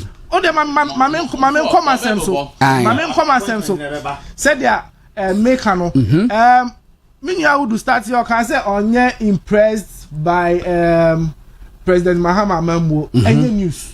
Okay. Any news. Okay. And them higher. Any news is a citizen of Ghana say. No. Any news say. Onye citizen. Any news say. Citizen of Ghana.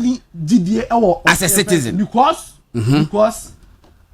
over 56% of the voting populace tuaba and President Mahama mandate say ombe lidi on my way no. There's some confidence say wo ni mu no. I would do on count. On count 56 no. It is on your Ghana ni biem. And yes on your Ghana on count. On your taxpayer biem. Inti yeah your confidence in President Mahama no. In his first 100 days assessment. Because you be genuine assessment. Genuine assessment. No for the mama come assess. No about me di me na. Hey. That go body ni your day. Yeah. To Obama President John Mahama no. Udi kind who can say me say Umia Bright or what the other side. My main president me need the other. Who are the other side? Me politician. I am a normal citizen. Be a normal citizen. No. Seminya politician just a man to aba me to my President John because I believe say am one na ye wo no John Mahama and na dey change reset na ye pe no okay. And in the first 100 days no I'm very satisfied with John Mahama's performance because here ye to aba no here na ye bre ewo sikaka krebe to mobile money so ye transfer bi my mama ye transfer my girlfriend me gire no ma ye tititi ye no and eni ho bio ye John Mahama Wadjuma panoso. Okay. And missing tax. Yeah, you car, your company at the idea. One emission tax. I know the watch. That be bright. That be bright. Me back. And missing tax. That be bright to That be bright. You know, and we a gentleman. What school? What school? And then me ball my men pesa will be cano baby. I would say because we are not correct. I would say Obien no what or meaning over NPP did na what if you crama crowd would answer say Ghana ni bia that be and yes sir it's no what you can say about school near any problem a mission na me busa a mission tax no that better mo ji to mo year free emission tax that won't come as one for your man one for mama na de ne ba program na I was to prove emission tax no yeah trim mami kasa emission tax o mo jeda na kasa mi interject sir yes see President Mahama fiaso ya da wase say we emission tax e fi ama yen ya ba abemu passport bo nipa ebre ye say ye ni fifire ye nya sika MPP aban to mu no Mahama eba ebete so ya ba abemu ya see ye your friends are Muslims omutu kwan ekọ hajj any ade ya ti omu cost so we ni aban papa reset Mahama promise yen ye ni da say ye hwe ogusu etu ho anamo. There are lots of other things. Get fund has been uncapped.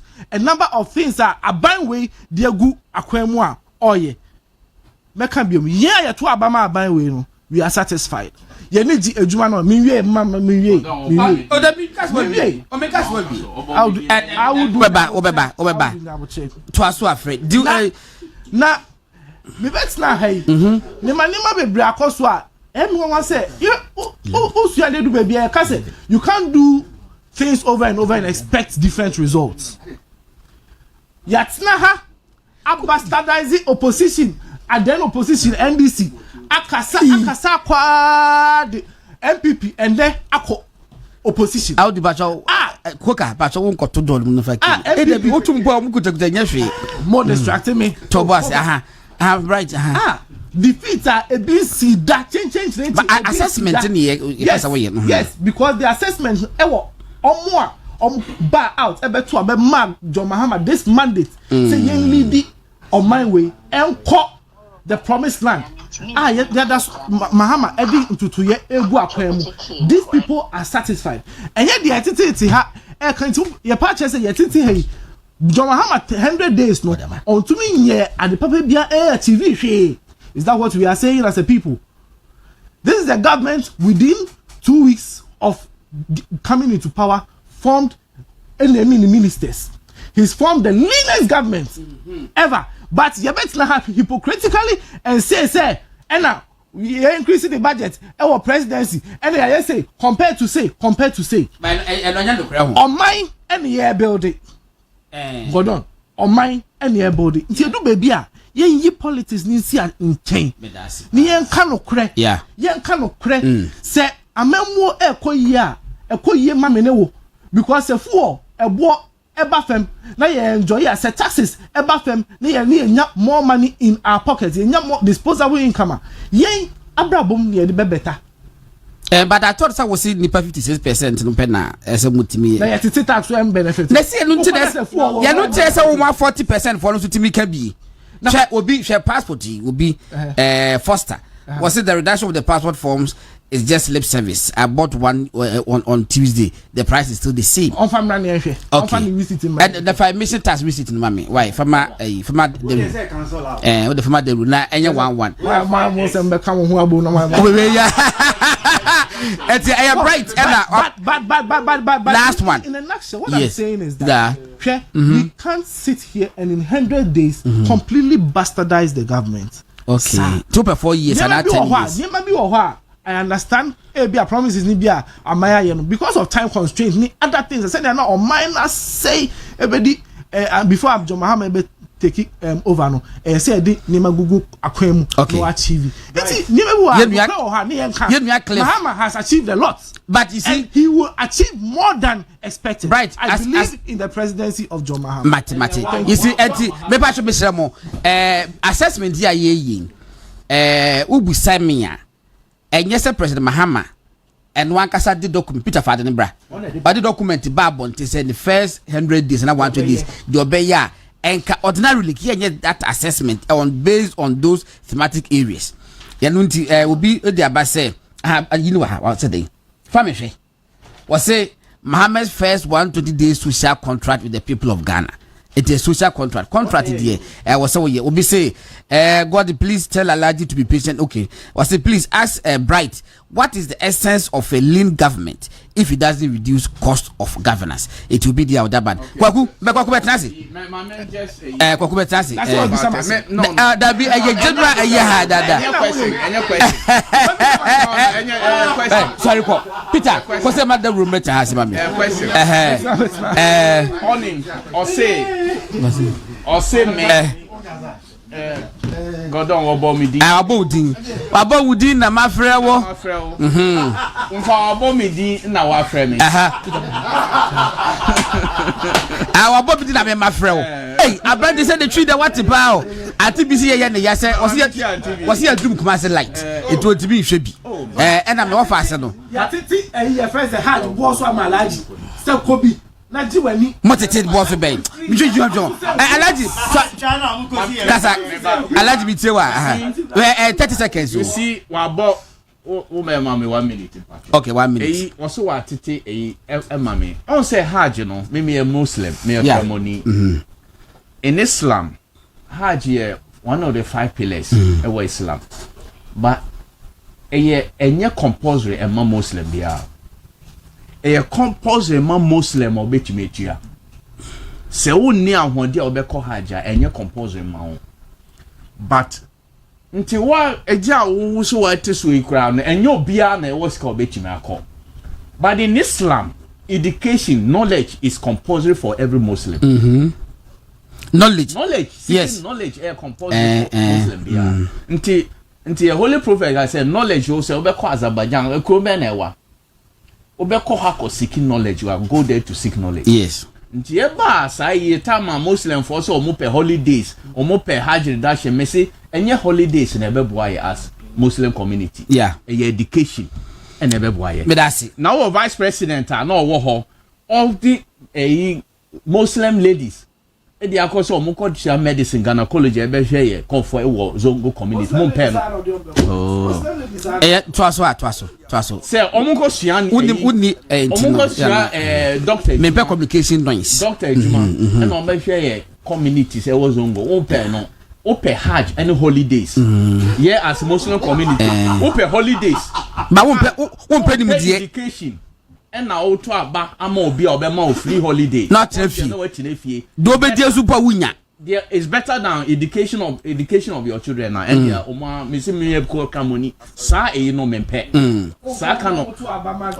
To boat. On say 56 na ko kan ye no.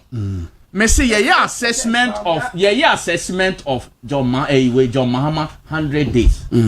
As 56% no me say to aba now. Mama won your 50%. Ayo. That's what my dream say stagnant. Yeah, you can't dismiss us. And this for women break. And this for be break or more families. Assessment of 100 days. Who the microphone me would dear no. I would do what we are home. Me say because I go for be break say I go for be break I say can be security for me fan uncle. But me say oh that be a tolerant. Yeah, do it within the confines of how tolerant we are. Say we are diverse opinions. I'll say proudly say me 56 the men come home. Of course, you can't be part. I am not part. Yes. But I am saying say 56 no motomano no say ne assessment of the 100 days say be to about near. 56 no nya bio. Me that's it. Because NDC for no motoma onya na ye bebredi. Oh, okay.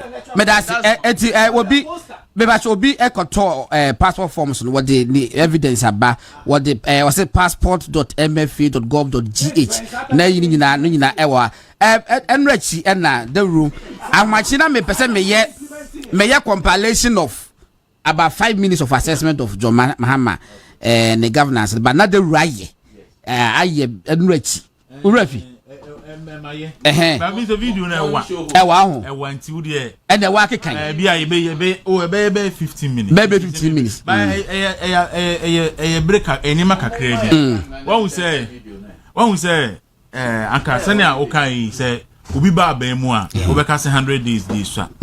Ba ye hwep enima NDC for ne John Mahama kan ya. Eno na men crofo e demand enima from mountain. Because one wa call you kwakutiri na so wadai because enya sadia anko we can say and then we will say will be in chain. Oh, so what shall Bossan? Is that fellow for Suquati? And then you be the atom, Sebaumia San Hoya war. UK. As you I didn't know UK because you see bank hospital, you see UGMC, a international standard. But Uba Bemunyame Empe Bonito was where to Alka, Vice President, and old Nako, old Nako Tanabu. And now Uba Bemui cocaine, I actually organo. Niachu. About $502.1 million, which is about over 7 billion Ghana cedis. As son Oka ministries in Ketwana Boma, this Oka ministries bear say be 6 Boma and Sana when you says Kana cocaine diaban. Niayanchi ye de yinim. Sa gold ni Sikaye see a chiwa masamay. Yes, one allergy. Besim na yintimi one allergy. Yepe one allergy, yes. Who is the one allergy? Mama ba Ghana. Aye crimes or not say Akufo-Addo and the Akufo-Addo a crime scene. Na me bisa say if and the Akufo-Addo na Ghana a crime scene dia. Na the na Ghana ye den. Because every week be anyone ma yenku nipa o Ghana. There is no single week if you don't brother mama be dia there yenku nipa o Ghana. Every week. Wow. Yes. There is no week, a single week if you declare your mama winner yenku nipa o Ghana every week. If you on my week be a mensa and 9. Yes, every in fact, Bokun your mama be dia di ye kun nipa be 25. Yeah. If you die sworn in. In fact, ye been see that Bokun to kware over 100 years. But ye been see that NSC under Mahama. This is the first time Yashi police vehicle Boko. This is the first time Yashi police station Boko. This is the first time Yashi police barracks. This is the first time Yabo IGP Kemutu. Guys, ye mo IGP Kemutu obebia. Sabane ben waye.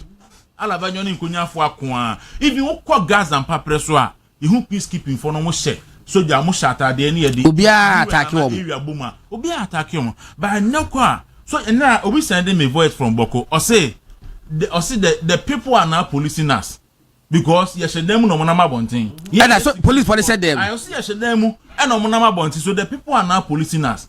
And then people are policing. Yes, the people are policing the police. And yes, I'll say. How is it being? I'll say, look, say no. From Asket, the people are now policing the police people. The people are policing the police. Yes. And you see, no, and you see, and now say who pay police for issue directive. So your police in me. Now you deploy, I don't go out. Go out so I make sure so say bulletproof with the two. And son walk about thing. A bin see that. And I have a video now John Mahama he cited the people against the security services. Trying to paint back then, trying to paint the picture say Abaya Sheda Suma security for no Mikunkumomo. And that is where hatred for the security services no look, IGP statement to come make and food natam a political statement. And minim say a ban the Suman son koka. Look, the argument was that Baumia a man pusini into NPP ba bemuno, or my farm pussy for be brave security anymore. And young soko catch on say, one so baba wabe, a baba kusasi for no so at their bum to balance the equation. Yes, no, say, or Cassachomo, or see me bar, kusasi for Monamodo, Swintimba, make it in no feast, away for Cramo, Musakra, Massage, Sakra, among regions, so me bar may be a mamma. But we a penina, and no man ne. Boko yentimi ntra boko enti se wo assess John Mahama o catch you see and am catch say this Tamba Chincroft MPP Tamba Chincroft asi amoma na your governable and the tape no was authenticated say a ceiling ketia tape so you can't deny it. Dabi Samuel for example for obi catch me obi bisa me question bi me dwene ho din o say so cocaine in some ne baaye no na emu aye din no and aboko issue ya started. So could it be say NDC for now shas packets way just to cover the cocaine nana? And I'm saying, well, me the mini answer to that question. But right so be sa question be opeso be say bia. And then 100 days mobile and die so do mama in and John Pokache say kania ka o mamu 5 hours. And then you gusu so kania and so dum so no. It now voter regional minister will call ECG office voter region announce. Or the before say you do can voter region. And then container that me 40 feet a container back where agency has seen na me share pa na me see o share 10 no 1300 yira me sigana ye yare no be catch them say say dey obesi ojo Mahama bre so a aka me nyini container mako 1000 no one container kese say edam hu ha say 1300 ayira be sinna yintimi hu ba bia na yes you know so also can see any look at Galam say maybe I met some more corner boss Calabia say nah we krom ni no yes so be am nim no ofa du krom and odi yes ofa du krom akodi and was sank of asase mountains for bebre ho okrefo bebre ho a win enche ba na so ju so ano ne ayi oh no look easy okita labi ni fie du krom ayen fo no twa na so and the gang gang for me ensa omo de bani fact ba kokro mu pun ba ko gang omo pun nipa no ba ko and the next your pictures and videos a year forest na yin remu da Galam say phone remu da ene Oma say forest nyina na ne ya ne say before say beto aba no ye te say nkrofobia bakrum ha sei ye te say nkrofobia bakrum ha sei ene ye hu san nkrofo no Galam say areas no a omo ne kurakura tuo ni akode mumuntum a ye de bo Galam say fo ho ban enti me de Mahama de on your 100 days awa bay anya Ghana for na ekon ye de num asem ene ye de toto near all ye hu and then obi kan ayina minu e kan appointment bright 60 come for 60 minister look appointment endra me your platform be near the big back you see les gens for bibi you see les gens for say deputy regional ministers no black rasta e captain right cockroaches no you are appointing cockroaches and was it at the corner over there is a big cockroach. Look, black rasta. I said they are appointing cockroaches. In fact, what appointments will be ridiculous. My make sure they back on. John Mahama Jina simply can say, I didn't think the Kufuor active free SHS secretariat.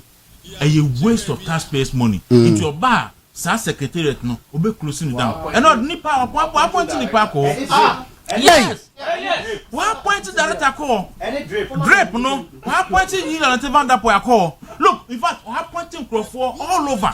And then one me see what appointing nipa ko free SHS secretariat. Ampa. Me na me catch no. What appointing me na me catch no. Look, deputy director no, deputy director no, madam. Lady no. Aye. Oh, Oma appointing ni person your name. Onisasu. Oma appointing ni person your name. Me na me catch no. Mama catch yes oba obi. Anaketa also anyhow. Oma appointing ni pa. In fact, and now appointing. I say Uncle you too far kwa appointing da be hene. Appointing pabo hene. Appointing ayi duku hene. Appointing. Ko ta hene nyina. But you say ya. Now all the other Ghana for now be kind of correct Ghana for. First 100 days. First 100 days. Lean government with fat salaries. Oh, me no for nipa 10. Me tu mo ka 10 cedis. Okay. Or for nipa 5. U tu mo ka 12 cedis. How dey the trust me? Me ma for nipa 10. Me tu mo ka 5 cedis. 10 cedis. 10 cedis. Or for nipa 5. U tu mo ka 12 cedis. How dey na papa? It's a 5 no boka chen 10. Yes. Enti dia wa mo ke kan no. Am lean government no. Me da me ka se John Mahama wa ma so bebu ma second term you. No be dey. Obetwi Ghana for us. The vengeance no dey buy. Revenge and no dey buy. Against what? 2016 mu guase Ghana for the good John Mahama na bin si wiase ba ko se muda. So be your president. Okọ ni second term ni ato abetia no sa na bin si da. Enti wo yesa ni obekum Ghana for nyina na kanipa ba akokura no be president. No atwe aso be ye. Say the organizer also ameka say yiku nipa mienu kwale Mahama be president. Me anyama mienu na me fa free John Mahama mamu a wabu no 100 days no. Okay. Cocaine ni Galamsey. Okay. Me dana bisa mo say me pese me bisa ndisi fo say. Omo kwaji cocaine barons ho sika de be ye campaign ana. Sa. Me ma dream twetwe me sa. Because omo ba say the cocaine dwade no si kwaso Ghana han me nti bi da. 100 days. Ya chi cocaine 150. Ya chi cocaine 350. Ya 500. Ya bisa ho asem da. Ahin for na cocaine 150 ni 350 ni omo dia. One Nigeria ni bi asi 2 point something there. Mo de na ko jira court. Entimo andisi for hinya 2.5 million. Asle 500 million. Cocaine na one dey na good political bag. Some wa wetumi dey share botom no. Anu dey mo de no court. Dey good container mu dey. Anu dey mo se mo mfa. Or kwa ne dey mo say self use. Personal use. Personal use. Anu mo ache no. Adi me person be busan this for say. Mo ko give cocaine barons to sika na me be ye campaign. Mo nkama Ghana for nti. And then am say madam be frame me. Of you kroma so enyu. Asem kan to so chia. Me darasi. Of frame me bisa am say dey na why ya. Ya te say ayi kisi ajabe am say kisi ajabe na correct nti mo dey. Manya adwuma mienu. Manya 2 days job owo. Ono anya correct nti o ha no. Oh, just say on this for come ye Ghana say no. Just say ayentokwa. Ono ni ono ha nankasa. Omo class yo. Ne ba ni nua ba eye bi. Wasi amani a omu hun no. Enya asem kete say dey omu dey money making venture. Of course. Officers no muti ho no. Enti 2 weeks bia no obi a wo ye Ghana say bia won tua kra no. Enye be 100,000 cedis. Is. I'm sorry anoma ba. Omba baji ope ompi. Wasi dey no ba no ho ni di nkomo. Na ba ni di fun ata na fun no. Mi wa ha mi wa ada ya. Yeso o message am o back rank o mo high bass nti on tua 200 million ma o. Hey, no about 200 million no 20,000 afi akwa no ko ene da mi ko wenye ska nya no kwan de odi be ande papa no o ma bagiko enti e memu adwoma ha ma bebu no 100 days no me say Uganda de obu ayi we idi ami de obu no Uganda kra no eyesene no idi ami amemu obo sada yi saba enti nyoma ma de me de maso me kan say Ghana for ye mo ya boso yi oba so be panish here 4 years ye mo mpa say nyame be bo na 4 years ni emu na be kinya trim na ehuna ba papa. All right.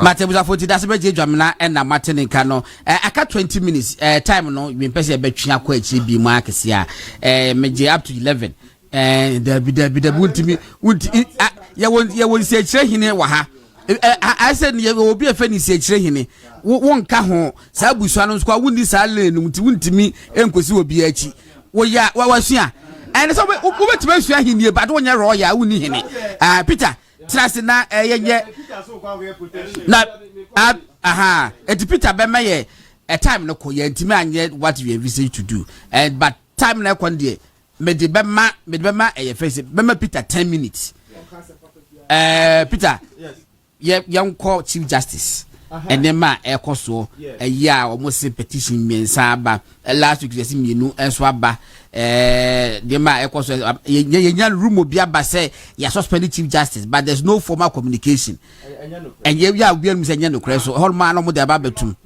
case aba am I so based on what can you suspend her to the Peter where are we now near the kind of per se you draw the difference between the Chief Justice on the room mover no from the one and most of you send me Ayibia Professor Azar Atro on Charlotte say I don't know what no but there's a big difference what say okay that article 146 now a chere kwan ye faso eyi the Chief Justice any other justices of the Superior Court na ne yete say upose uyi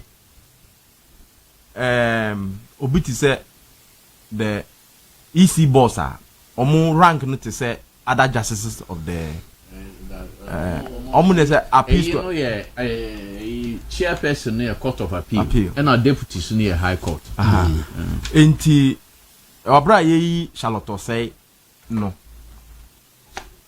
the committee etna say ehwehwe emu ema recommendation no nipa or establish the prima facie case ma yetimi ko ye nhwehwe mu no the Chief Justice the then Chief Justice Madam Sofia Kufu ane or Council of State and the procedure ene ni nyina kofa ba ye nyina no started from electoral commissioners na nkase it was the electoral commissioners na nkase in fact Charlotte say when the call report to the other 2 deputies no Yoko say omadi bone ebi wo electoral commission na bone omadi no Yoko enhwehwe omu na omuntwe omaso na omeki several allegations against the other 2 deputies no inti Emma Ura Amadou Sule, the late deputy EC operation, also in charge of operation. A reply, yes. So, my meno enomo entini ye. Na allegation now, and I say, in some way, I can't add to a musubibri na enimusa. Na, ushe the constitution ne procedure na say na etie na at the time President Akufo-Addo there no ye conveyor belt keke petition no buy na or so the comma chief justice determine whether there has been prima facie case now or invite those involved number and no ekoso now bra committee ni tena ase no making recommendation to president say on taking action and the President Akufo-Addo on 28 June 2018 communicated through the spokesperson and the Minister for Information Mustafa Abdul Hamid, doctor at the time, issue statement. Actually, in Yinaswa committee no jinaso yi ora Charlotte Osei the two deputies no. Now a case in point I hear pa ewo statement me say go ebi maka say procurement breaches into na yede pa mo Charlotte Osei. But on paragraph 3 of the statement, or say the committee recommended their removal on the basis of stated misbehavior and incompetence pursuant to Article 1461 of the Constitution, unquote. The committee no enye procurement breaches kekenkwa no mujina so di Russia not any other two deputies. In fact, committee na establish nyoma bebre no omo adwemu no na ewo ejina eye stated misbehavior and incompetence. Na committee no report na amabontene. Enti nyoma omo gina so de amount to incompetent and stated misbehavior no. Oman sama omkokatia omo hu no. Committee members no. EC Charlotte Osei Opokwa Amankwa ne Amadu Sule. Nsema omkeka fa omo hu no. Ebre wo mu na nke yekoma nke be shocking because to the extent omo accuse even Amadu Sule kra say wa create unknown police station. Enya omo Message Charlotte Osei ne Troy. Yes. Or Troy say we creating unknown police stations. Yeah. At the Bois NDC and was Jiska. No, or Jinso I saw one Troy. What you say? Yes. Nina in Charlotte Osei's response.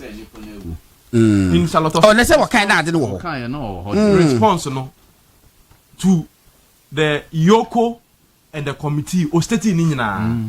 In fact, and some my course in your my course no do baby.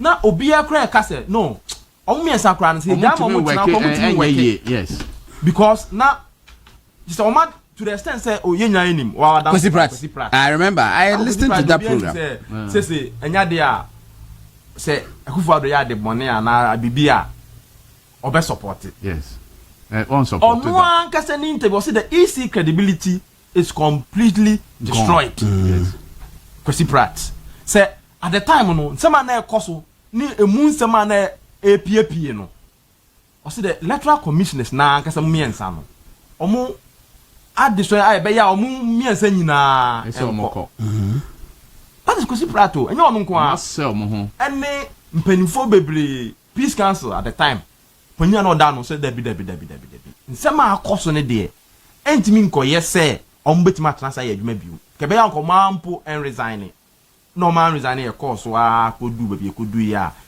the electoral committee ebe de a recommendation by say you omo based on stated misbehavior and incompetence. There's a third part I need there now at the time no mutimi nkase because you say obetime you omadi abra say probasa o madwen ana say yare bi no mutimi there.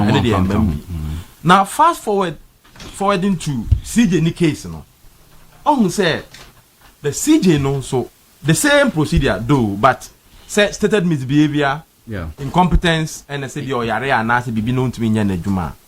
Nani who was CJ then said the CJ no, the CJ or the third arm of the head of the third arm. Ni no different from constitutionally mandated bodies say EC ne added. Yeah. And to any there and yeah the CJ and I say body behind the bit must opponents say stated be determined prima facie case bia ebe here said the president in consultation with the Council of State procedure nima bebre akoso but you see so wo hwe suit na e wo court no Vincent Asifo ane Gofredami case na yeah matise bi mu so because say na wo senka president Mahama emma chief justice a copy na anka or then response initial response back before a prima asana what made na sakas asem bibi wo mu yenko yenhwehwe mu no enti because the same president Mahama fulfilled that promise no case now you mute it is not because there are about 2 or 3 legs of the case so where case now one omo challenge the processes are president Mahama kra determine say before kra say obema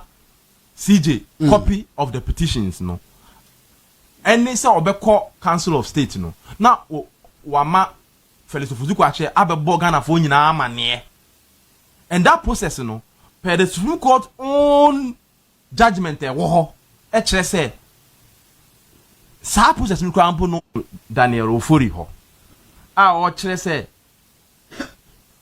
CJ 2 kwan no 2 kwan no ne per diem ene sika sambi ankoyi eno de ebehia se ye behwehwem I agree because ekoba se otu kwan na impressed bi eho accounting no eho amasem na se ye no credit a of course they say hwehwem o se hwehwem about documents about oh monto or returning $9,000 na the man or some returning oh monto mo enta me say petition ni nyina am eno ena se eye no kra anka ebetima ye case say ebia or say obeya no apart from that no the other issues on marriage by the Kingsley J there no wow the shining stars my that's shining the first one normally call 14th February and or the call